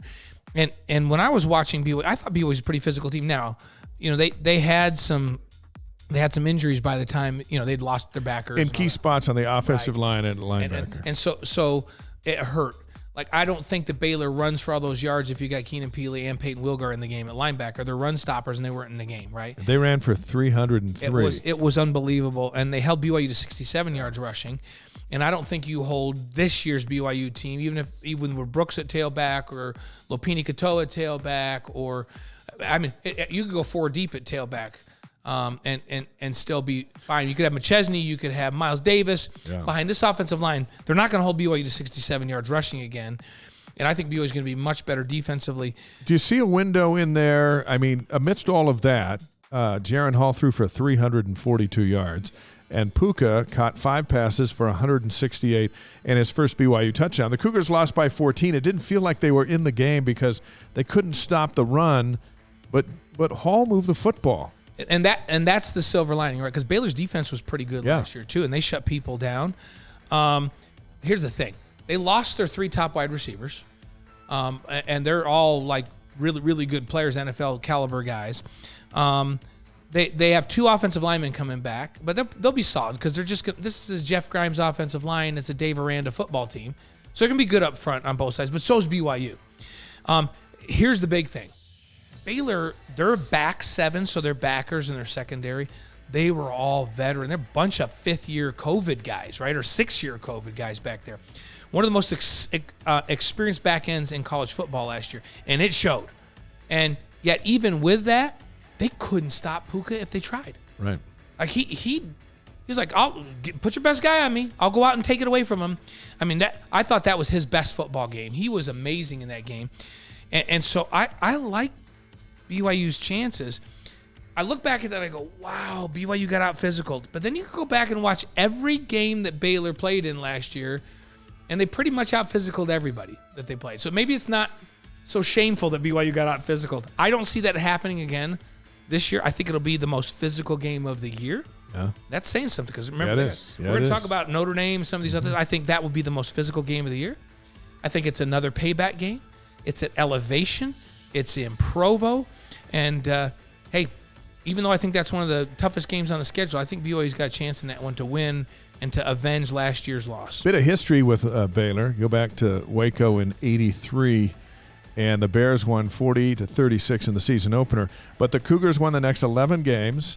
Then you guys went undefeated in '84, 13 wins. Beat Boston College to kick off the '85 season.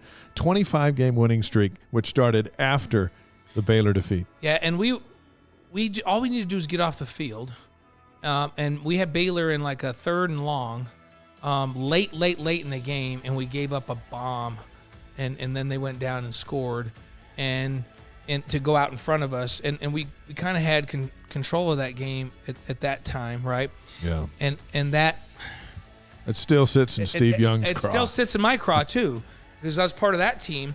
But we lost that game, and I'll tell you, the rest of that year, we played with a chip on our shoulders and said that's not going to happen again. And Steve really caught fire, and this team's chemistry grew after that Waco loss that we let slip away at the end.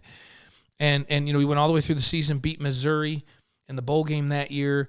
The famous Eddie Stinnett back to Steve Young, halfback pass in that game to beat Missouri. And we were on a roll, and we finished number 7 in the country that year. So the last time we lost to Baylor, we finished number 7. And then we graduated a bunch of guys, and everybody thought, well, how good are they going to be? And then we followed that up with a 13-0 the next year and won a bunch. We got to the point in the middle of that where we just didn't feel like we'd ever lose the game again. I'm like, nobody will ever beat us again. That's how it's a good feeling. That's how good we thought we were, right? So it's Baylor at BYU, Saturday, September 10th, 10:15 p.m. Eastern Time on ESPN. The following week, BYU goes to Oregon, Saturday, September 17th, 3:30 Eastern Time on Fox National TV. Yeah, this is a big one, and I feel like Oregon is still going to be one of the elite teams in the Pac-12. They always are, because they just have so many good athletes. If year in and year out, you go position by position, outside of USC, Oregon typically has the best talent in the league. And I've felt like they've underperformed in recent years. Part of that is because they just haven't had a quarterback. And when they have Marcus Mariota at quarterback, they're contending for national championships. And when they have, so when they have a good quarterback, they're really good. And one of the interesting moves in the offseason was, they get Georgia's D coordinator as their new head coach. Yeah. So Cristobal went to Miami. So they bring in Dan Lanning as their new head coach. Dan Lanning is a defensive specialist and a genius. And I'm not kidding when I say that Georgia football team last year is the best defense I've seen in college football ever. It's the best tackling football team I've ever seen in college football. Really, really good. If he can get this Oregon talent to play together defensively like he got those Georgia guys were flawless. They just didn't make mistakes. They kept the right angles. They tackled. Open field tackling was superb. If Dan can bring that, then Oregon's going to be really good. I like that BYU plays them early in the season because I think this will be a better football team by game 8, 9, 10 than game 3 because there's going to be some feeling out of what's going on, new coordinator, all that. The other big move is that they bring Auburn's star quarterback Bo Nix transferred in the offseason to run this new Oregon offense. And he's a proven commodity, a very good quarterback. And so maybe, I think Oregon's underperforming the last couple years because they've given up too many big plays on defense and they haven't been good at quarterback. Well, did they get an answer for both of those? And a new head coach is a defensive-minded guy, and Bo Nix. We'll see how fast they can figure that out. We'll see. It's a great opportunity for BYU because that's a really cool stadium to go play in. BYU played 6 Pac-12 teams last year. This is the only one on the schedule this year at Oregon on Fox, September 17th at 3:30 Eastern Time.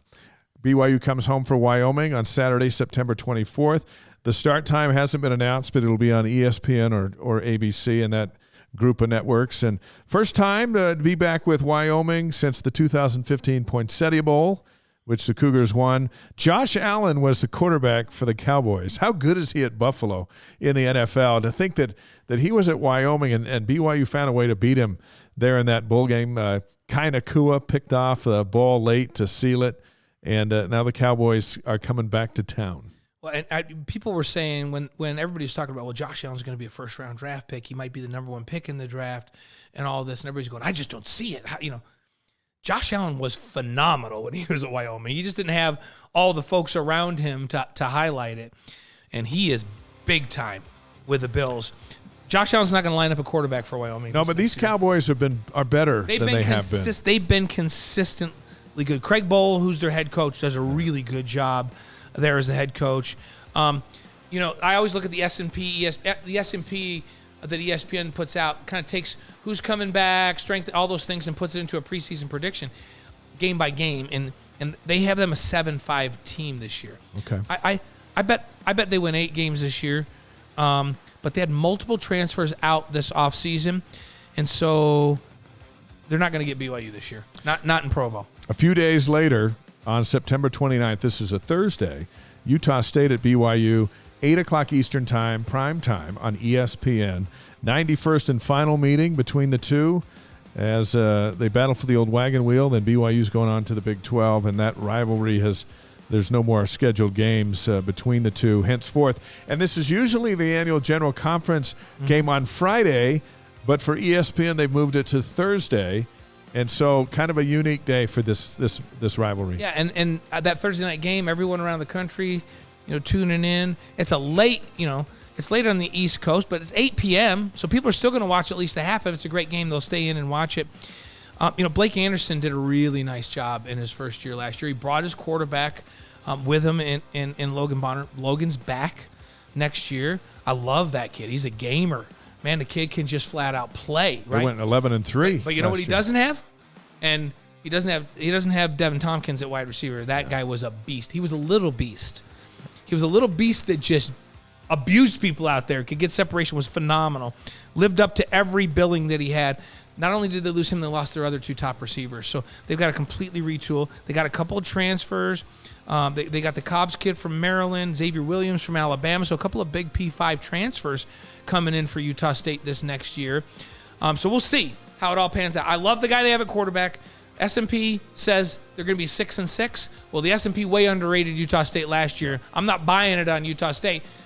I say they're going to be a lot better than that and contend again, but I don't think they're going to beat BYU in Provo. Thursday, September 29th, 8 p.m. Eastern on ESPN.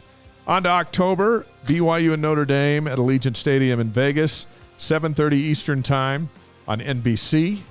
Irish are 6-2 against BYU. It's part of the Shamrock Series, so it's their home game, even though BYU will have a big crowd in there. We're still not sure how tickets are going to be divvied up. Not everyone's going to be happy, but when they kick that thing off on national TV, I think Kalani Sitake will be happy to have a shot on a neutral field against the Irish. I think this is the best team on BYU's schedule. Yeah. And so and so do the preseason polls. So I'm looking at Notre Dame. All the different, they've got them 6, 5, 8, 7. The worst they are in any poll I've seen is 11. So worst case, they preseason, and they open up with I think Ohio State right out of the gate. That's in BYU's favor, right? Yeah. That they play a big game. They're loaded, they're physical, they're fast, they're disciplined, and so this is an 11-2 team last year. Oklahoma State from the Big 12, BYU's new conference, beat them in the Fiesta Bowl, but there was talk of Notre Dame being in the national playoff for a lot of the year last year until they dropped a couple. But now this is a really good team that has a winning mentality. Notre Dame's back. They expect to win. They've kind of been in contention. They got a new coach too. Yeah, but he's been there, right? So I think tradition, they have an assistant that they just promote. He's been there. He understands the winning formula. They didn't have a bunch of players transfer out. They had a couple transfer in. Yeah, they're loaded and ready to go. In my opinion, Notre Dame is the best on the schedule, and that's going to be a tall task because it'll be an unusual not home game for BYU in Vegas. My challenge to Cougar fans is, can you make this a 50-50? Can you make it a neutral site game? That's going to be a challenge because Notre Dame controls the tickets because it's their Shamrock Series. Yeah. We'll see how that goes. And we'll find out hopefully soon how many BYU fans will be allowed to buy tickets for that one. The next week is kind of a game that gets lost because the Irish in Vegas is such a big one. Arkansas at BYU. The start time has not been announced, but it'll be on ESPN or ABC. First meeting between these two. It'll depend on how interested Arkansas is leaving SEC play to come out west. And, of course, BYU goes to Arkansas the following season. I think that Notre Dame game down there is a tough one. But I like BYU's chances against Arkansas in Provo. First of all, it's an SEC coming from down low to come up to elevation, to play with those mountains looming. This is an Arkansas team. They were a surprise team last year. So they kind of outplayed what everybody thought that they would do. Tremendous team speed on Arkansas, so BYU's going to have to deal with that. But I feel like BYU's got great team speed right now. Hey, and they just signed they've got the fastest committed class ever. They're going to be fast in the Big 12. Yeah, they're going to be really, really fast. This is one where I feel like elevation, home field comes into play. BYU's experience and their ability to match up front. Hey, BYU can match up front with anybody in the country. I don't care if they're in the Big Ten, the SEC. They match up front this next year, especially on the offensive line. I like that for BYU. I like their chances against Arkansas at home, even though it's an SEC team. They'll have gone through Baylor and Notre Dame, and I'm curious to see how healthy they are going through Arkansas. And if they can maintain health, then you're right. I agree with you 100%. If they're healthy coming out of Notre Dame, and you think about that, so they go, and it's not crazy where they're coming out playing 5 straight P5s this year. Wyoming and Utah State is as good as they are and have been, and they're a challenge for BYU. They don't bring that just beat down physicalness that BYU had to deal with last year in their first 3. I mean, they'll get some of that Baylor, right? Yeah. South Florida doesn't strike me as they're a team that beats you up. They're going to try to beat you with team speed. So we're going to have a really physical game against Baylor. Oregon is a physical football team. I think they'll be more physical, with their new head coach. And then I think if they can come to the Arkansas game healthy, which they've got a good chance if they manage things well, I like their chances against Arkansas at home. BYU's at Liberty the next week. So they go back to Lynchburg, Virginia, October 22nd. No time or TV destination just yet for Liberty. Second meeting, first back there. Chance for BYU fans there in the South to get together. Cougars beat Liberty 31-24 in 2019 with Baylor Romney at quarterback. That's a dangerous game. They've gotten pretty good. Yeah, they're very you know what? And Liberty said they were going to pattern what they did. They want to be the BYU on the East Coast, right? Yeah. So now BYU's got to go back to the East Coast. You go 2 time zones, and they've got to defeat themselves, which is always a challenge, right? And they've got to go against a team that likes to do what they want. They want to throw the football. Yeah. They want to be known as a team that throws the football. They want to play tough defense. They want to be physical up front. Remember, it was Liberty that was supposed to play Coastal. Yes. They got COVID, and that opened the door for BYU to go back there on 3 days' notice and take them on. And Liberty was pretty good. Yeah. They've been pretty good. They've got great skill players. Where I think BYU has distanced themselves from Liberty up front. And so I think that BYU can dominate the line of scrimmage in this game and control Liberty. And here's the other thing. Liberty wants to throw it. BYU in the secondary, BYU's got corners coming out of their ears. They are really – they got a couple of NFL guys. Like, I'm not going to be surprised if 2 of BYU's corners end up being the next Mike Davises and being Caleb Hayes is a really good cover corner, and D'Angelo Mandela I feel like has got NFL skill set as well. But they're both blazingly fast. D'Lo has pretty good size, more size than you even need for the NFL. But you got 2 confident guys that want to go against the best, and Liberty's going to try to throw the ball around. I like BYU's matchup against. Love Caleb Hayes and that tackle on Gary Bryant Jr. to beat USC. Yes, down there in L.A.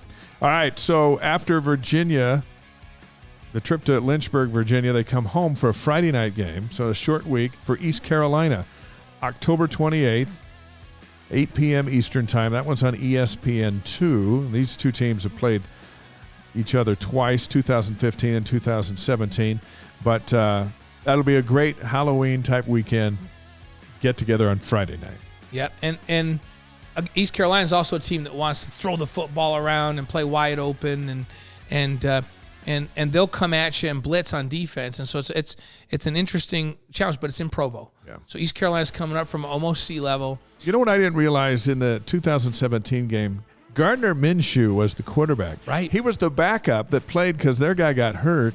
This is a guy who started he's with the Eagles now, but he went to Washington State. Then he got drafted. Started for the Jags.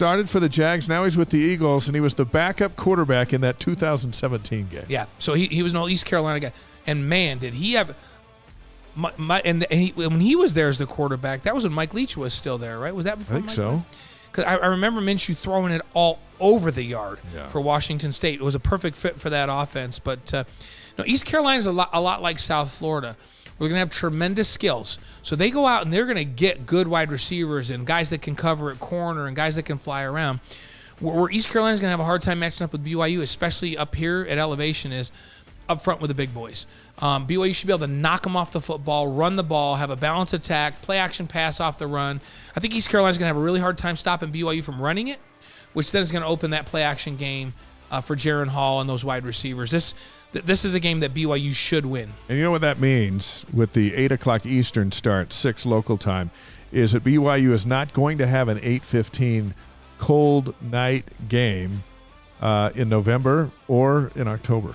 You know what it also means? That you and I aren't going to have to do a post-game show in the middle of the night. Until the middle of the night, and then get up early for church meetings on Sunday morning. It's going to be awesome. And so we are grateful.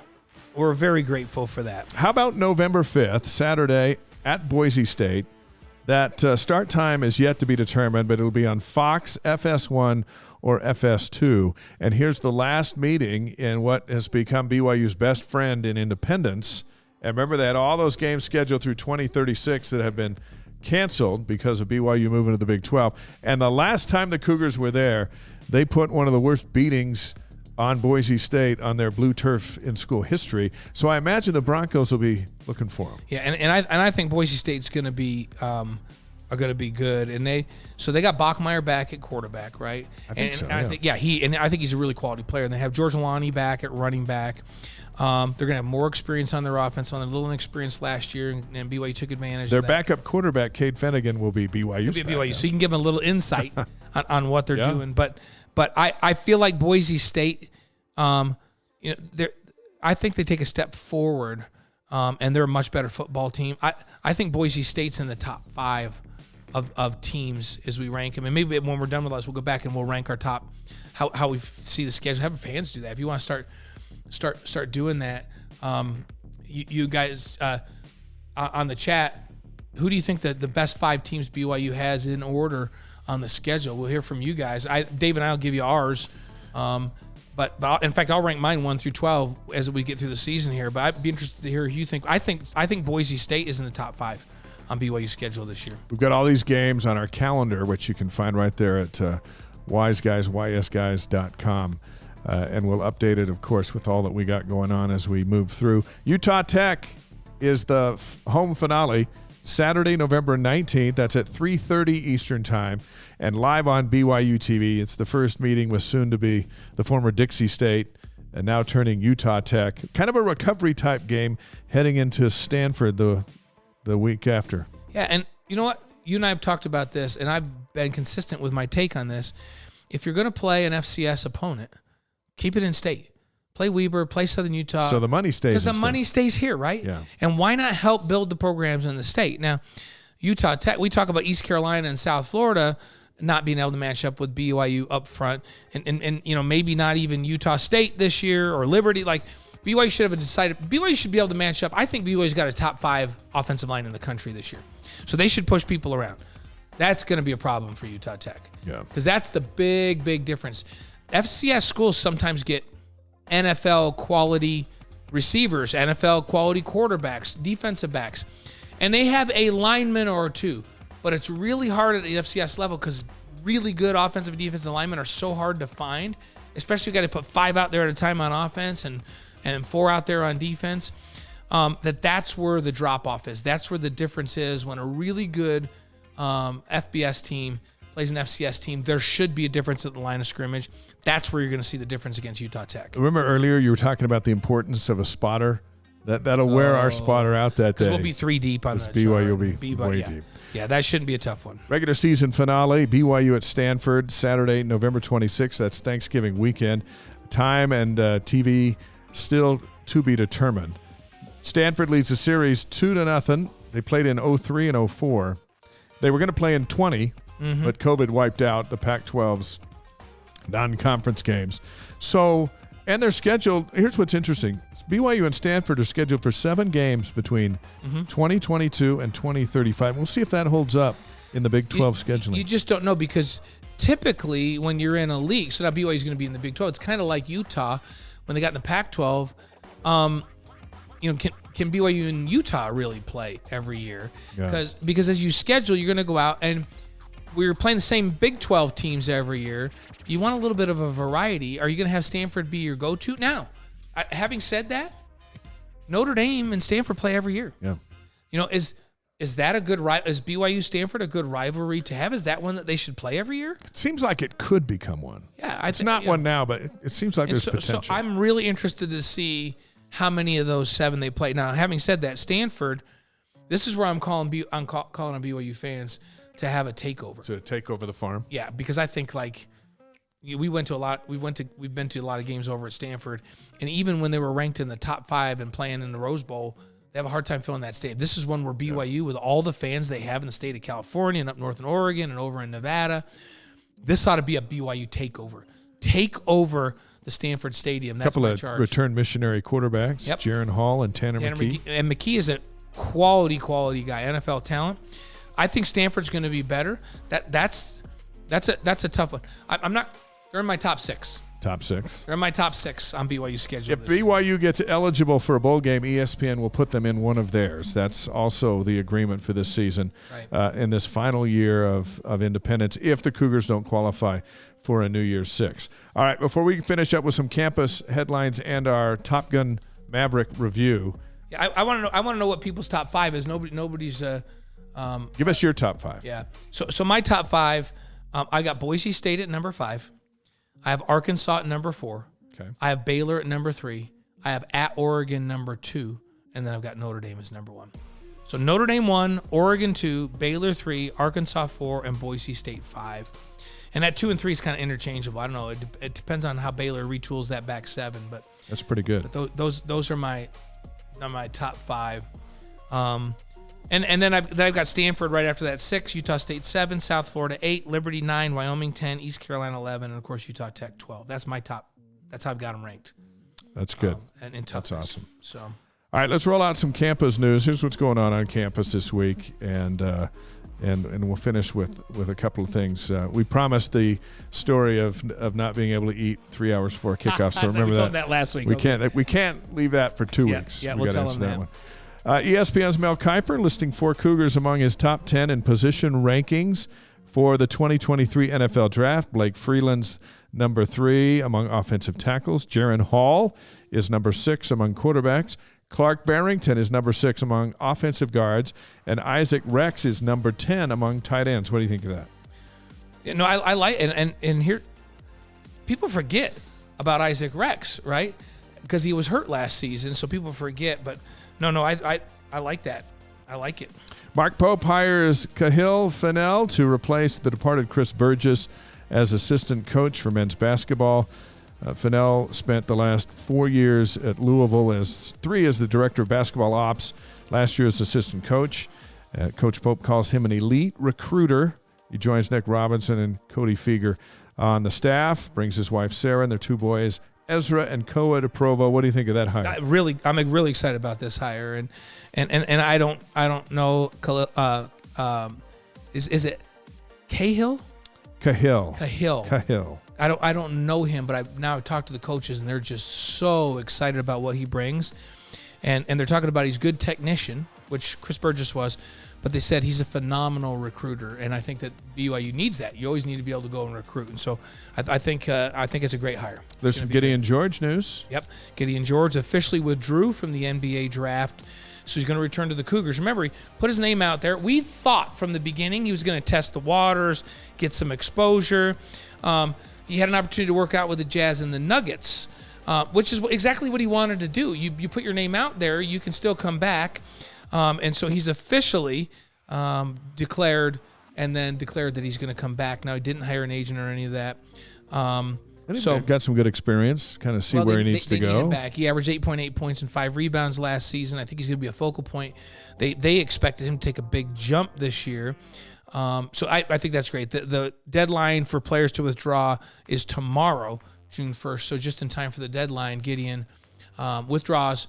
Good news. That's what we expected, but it's good to have it official that he'll be back. And now BYU's got some really good building blocks. So the returning scholarship players are George Foose, Atiki, Spencer Johnson, Trey Stewart, Trevor Nell. Returning missionaries Dallin Hall, Richie Saunders, and Tanner Toolson. Great returning class, I think. Newcomers Braden Moore, a 4-star forward out of Tennessee. Rudy Williams, coming from Coastal Carolina, might play the point there. And they got a couple more scholarships. Yeah, I think they're going to get another big before it's all said and done. Remember, they added some players via the transfer portal all the way in July last year, so and the year before. So, they're still out there, still active. There's been some guys on campus that we've met. Hey, Braden Moore's a big get. for BYU. Yeah. Like, at 6'8", a guy that can really, really play, a 4-star recruit that had big time programs offer him. So I think they'll get another big before it's all said and done. And it's a nice nucleus, and I don't expect anything other than them to go out and win 20 games again. Right. NCAA Track and Field Championships are next week, June 8th through the 11th in Eugene, Oregon. After last week's preliminaries, the Cougar men have 12 national qualifiers, and the BYU women have, I think, 9. I want to say 9, so I think they take 21 there. It's been a good year for BYU runners. You go back to the fall. Yeah. Oh, yeah. Connor Mance, we can't forget. He repeated as Division I men's national champ. Team finished 7th. Whitney Orton on the women's side won. When's the last time BYU had a men's and women's national champion? I don't think ever. And so pretty amazing. Yeah. So, men's golf, they tied for 22nd at the NCAA championships. The top 15 made the cut into the final rounds. Carson Lundell missed. He was 13 over par, didn't make the cut, but he's going to get another shot next season. That's an outstanding golfer. He just had a bad week. Come back, and that's what happens in golf, right? It's just up and, hey, you and I know that. Speaking of bad weeks. Sometimes we have a bad hole, you and I. Yeah, sometimes we have a bad 18 holes. Cougar baseball bowed out of the WCC tournament. They didn't have a good week. San Diego went on to beat Gonzaga for the championship, so those two teams go to the NCAA. So baseball now has to figure out what to do as head coach. Trent Pratt, he's been the interim. Does he stay? Do they go somewhere else? Whoever it is has 1 year before the Big 12, which is a really good baseball conference. Yeah, and I think, people ask me, why did Mike Littlewood leave right when he did? And I think he decided he left, and I think he wanted to give Trent a chance to show what he could do down the stretch, because that would be Mike's handpicked guy, right? Yeah. And so that's why I think he left when he did. And the team went on a great winning streak there for a while. Now, it didn't finish the way they wanted to, didn't perform in the tournament, but I think Trent put up a pretty strong resume in how he managed that team down the stretch and how they went on that winning streak and hit the ball and managed pitching and all of that. And a lot of guys coming back next year. So it'll be an interesting decision for Tom Homo and this athletic administration. But they now have some things to look at. Yeah. Trent Pratt was the coach for long enough that they can really evaluate him. There's and see how he 16 stands wins. up. Yeah, Absolutely. really evaluate what he did. So other sports news, the NBA Finals game one's Thursday in San Francisco, Celtics and Warriors.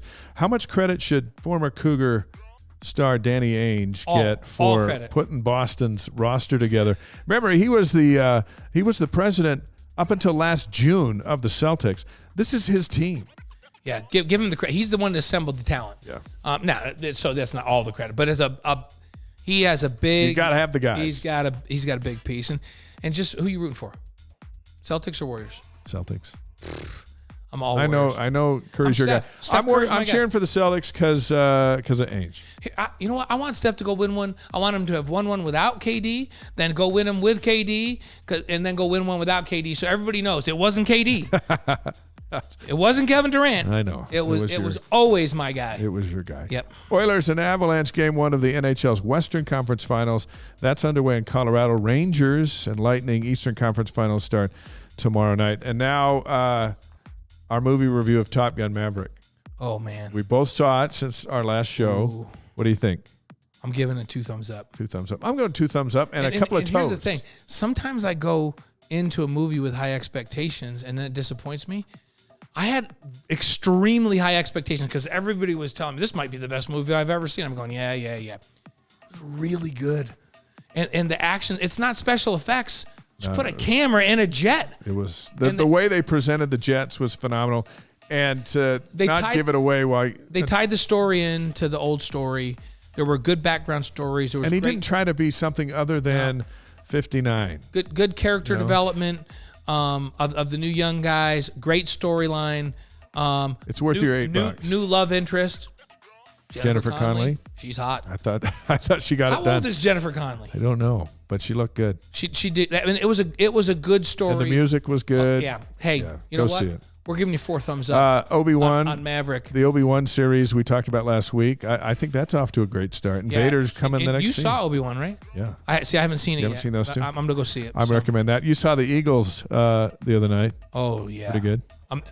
I'm telling you, it was way beyond expectations. Those guys Don Henley can still bring it. He can still play the drums. Joe Walsh can still shred on the guitar. And, I was unbelievably, I way overachieved for me. I was expecting nothing. That's awesome. Tim McGraw will be here, Stadium of Fire, He's July the best. 2nd. He's the That's best either country sold music out guy. or almost sold out. He's phenomenal. That's going to be quite a night. Next week, we're going to have a quarterback quiz, which is going to be awesome, that you can interact with us and give us your answers. Yeah. That we're gonna looking forward to. We're gonna let all the guys online with us give their answers first, and then I'll you'll give and yours. then I'll give mine. And I'll moderate the quiz. It's multiple choice. It's a wise. It's not going to be an easy Wise quiz. guys quarterback quiz, multiple choice, not easy. Not easy. He's going to force you to make some and decisions. it's absolutely zero prizes. So you're going to want. It's something you're going to want to. At some we'll point, give prizes out later. At some point, I mean, some of you have asked on the chat. We are going to have some Wise Guys merch at some point. But. So in our final thoughts, and I've got a quote from Lavelle we'll finish out with, but there was a ball game over, I believe it was Colorado State, many years ago when Blaine and I were new together as a play-by-play and color analyst team. Maybe not new, but somewhere in the middle of a long time. And we show up at the stadium, and they have I believe it was some delightful barbecue. And so we have plenty of time. We sit down, and we have a barbecue sandwich. And let's turn the music up a little bit just for the impact of the story. Thanks, thanks. So we chow down, and then we go in, and we're calling the ball game. And then before I let you pick it up, I'll just give you from my perspective. It's sometime in the third quarter. It's in the middle of a play, and Blaine looks at me as I'm talking. It's because he can't talk because his mic's hot, and he says, "I'm leaving," but he doesn't say I'm leaving. He says, and he puts his headset down, and he leaves. Now you pick up the rest, because there was a legislation that came from this. Because I was going to throw up. And I didn't think it appropriate to throw up right there in the booth, so there was a bathroom down the hall. I sprinted to the bathroom and threw up, and then our floor director and somebody there's like, "Are you okay?" Hang on a sec. There you go. We need you. I said, "I'm not sure if I'm okay because I just threw up and I'm not sure I'm done." And they said, "How about we get a wastebasket and we fill it with multiple plastic bags and we'll just put it right next to you. And anytime you feel like you need to throw up, you can just lean over, push your pause button so nobody can hear you, throw up, wrap it up and tie it. We'll take it out." Never mind, your play-by-play guy's got to witness the whole thing. 7 throw-ups during the game. So while you're out, before you've come back, the show must go on. It had to go on. And sometimes you got to play hurt. So I threw up 7 times in the course of the game. Before you came back, I didn't know if you were coming back. Yes. And we were in the middle of the game. There were no commercials at this spot. And I remember Michael Miner, our producer, gets in my ear and goes, "I haven't heard Blaine for a while. Where's Blaine?" And I couldn't answer him because you're in on the game. Air. Like, why is he asking But you I have that? a button I can push that gives me talk back that doesn't go over the air. And I just, in between breaths, pushed it and said, "He left." And then Where is he? A few minutes later, "Where is he?" I don't know. And then they asked, "Is he coming back?" I don't know. And so we just went on. And then you did come back with the garbage bag and all that stuff. And we managed to finish the game. Yeah, we did it. And we've had a story to tell for years. But some legislation came from that, which we have not varied from. No, we never varied. Ever since. What is that? It's a 3-hour rule. So I am not allowed to eat from the 3-hour point until the game ever again. Because if I have a bad reaction to food, which I am prone to do at times, it will always come within a half hour or so. And so by the time we get to 3-hour mark, it'll all have gone through my system. I can take some medicine, I can do whatever, and the show can go on. Because nobody ever wants to be involved with what they had to be involved with on any level ever again. And to have me throw up 7 times during the course of a game. Now, it should be noted, I don't have the 3-hour rule. And there are many times where Blaine will sit right next to me while I'm eating, and he's just staring forward because he knows that's an area he can't go to. I always eat the same thing 3 hours before a game, too. I just eat a peanut butter and jelly sandwich and a glass of milk because that's safe. So there's the 3-hour rule. And I haven't thrown up during a game since. Have you noticed most legislation is brought on in the aftermath of some awful set of circumstances? But you know what? The show must go on. Everybody needs to know that. And you can play hurt. You just can't play injured. I was hurting. The show had to go on. You carried it when you had to. You made some plays on your own. And then the show went on. And everybody else had to step up their game by hauling out hurl bags. They had to haul them out. I know. It's awful. So happy birthday to President Henry B. Eyring, second counselor of the First Presidency of the Church of Jesus Christ of Latter-day Saints. 89th birthday today. I did an interview with him a few years back, and he talked about dunking a basketball for the first time while he played at East High School up in Salt Lake. He said, that's a feeling you never forget, and he's never forgotten that. I love that. After all these years. A thought by the great Lavelle Edwards as we wrap up here tonight. I think we should always end the show with something from Lavelle. From Lavelle. He said so many good things. He said this, and then I'll have you react to it as we ride out of here for this week. Quote, potential does not always ensure success.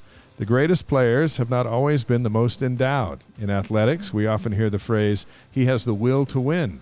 I think this is wrong. We can have the greatest will to do well, but unless we've prepared, it is of little use. Really, it should be the will to prepare. Those who succeed have this will, whether it be in athletics, whether it be in school, whether it be in their chosen vocation, whether it be on a mission or in almost any other phase of their life. The will to prepare. Amen to that. Because those that have the will to prepare, they do win. They do win. And that's why Lavelle's guys over the years, as he recognized that and brought that out in people, someone onto the NFL, but you go and look at the folks that have come through his program. They've done amazing things in all areas. Great leaders in the church, great business leaders, scientists, doctors, attorneys, business people, and great athletes. Yeah. Because he teaches that you got to prepare, and he always taught that. So, guys, we want you to join us. We want you to get to Twitch and get hooked up. It's free, and then you can stream with us every week. We are literally building the largest gathering of BYU fans around the entire world, and Twitch allows us to interact in real time with each other. So that's why we're on Twitch. ysguys.com is where everything is. Look for YouTube clips, our podcast, and all of the stuff, the calendars and everything that we're all about. And then what we really do want you to do, though, is get hooked up to Twitch so you can live stream with us starting next week. And I like the Chaplain Brett Peterson said, if we know the peanut butter is safe, then I should at least be allowed to snack on that. Maybe.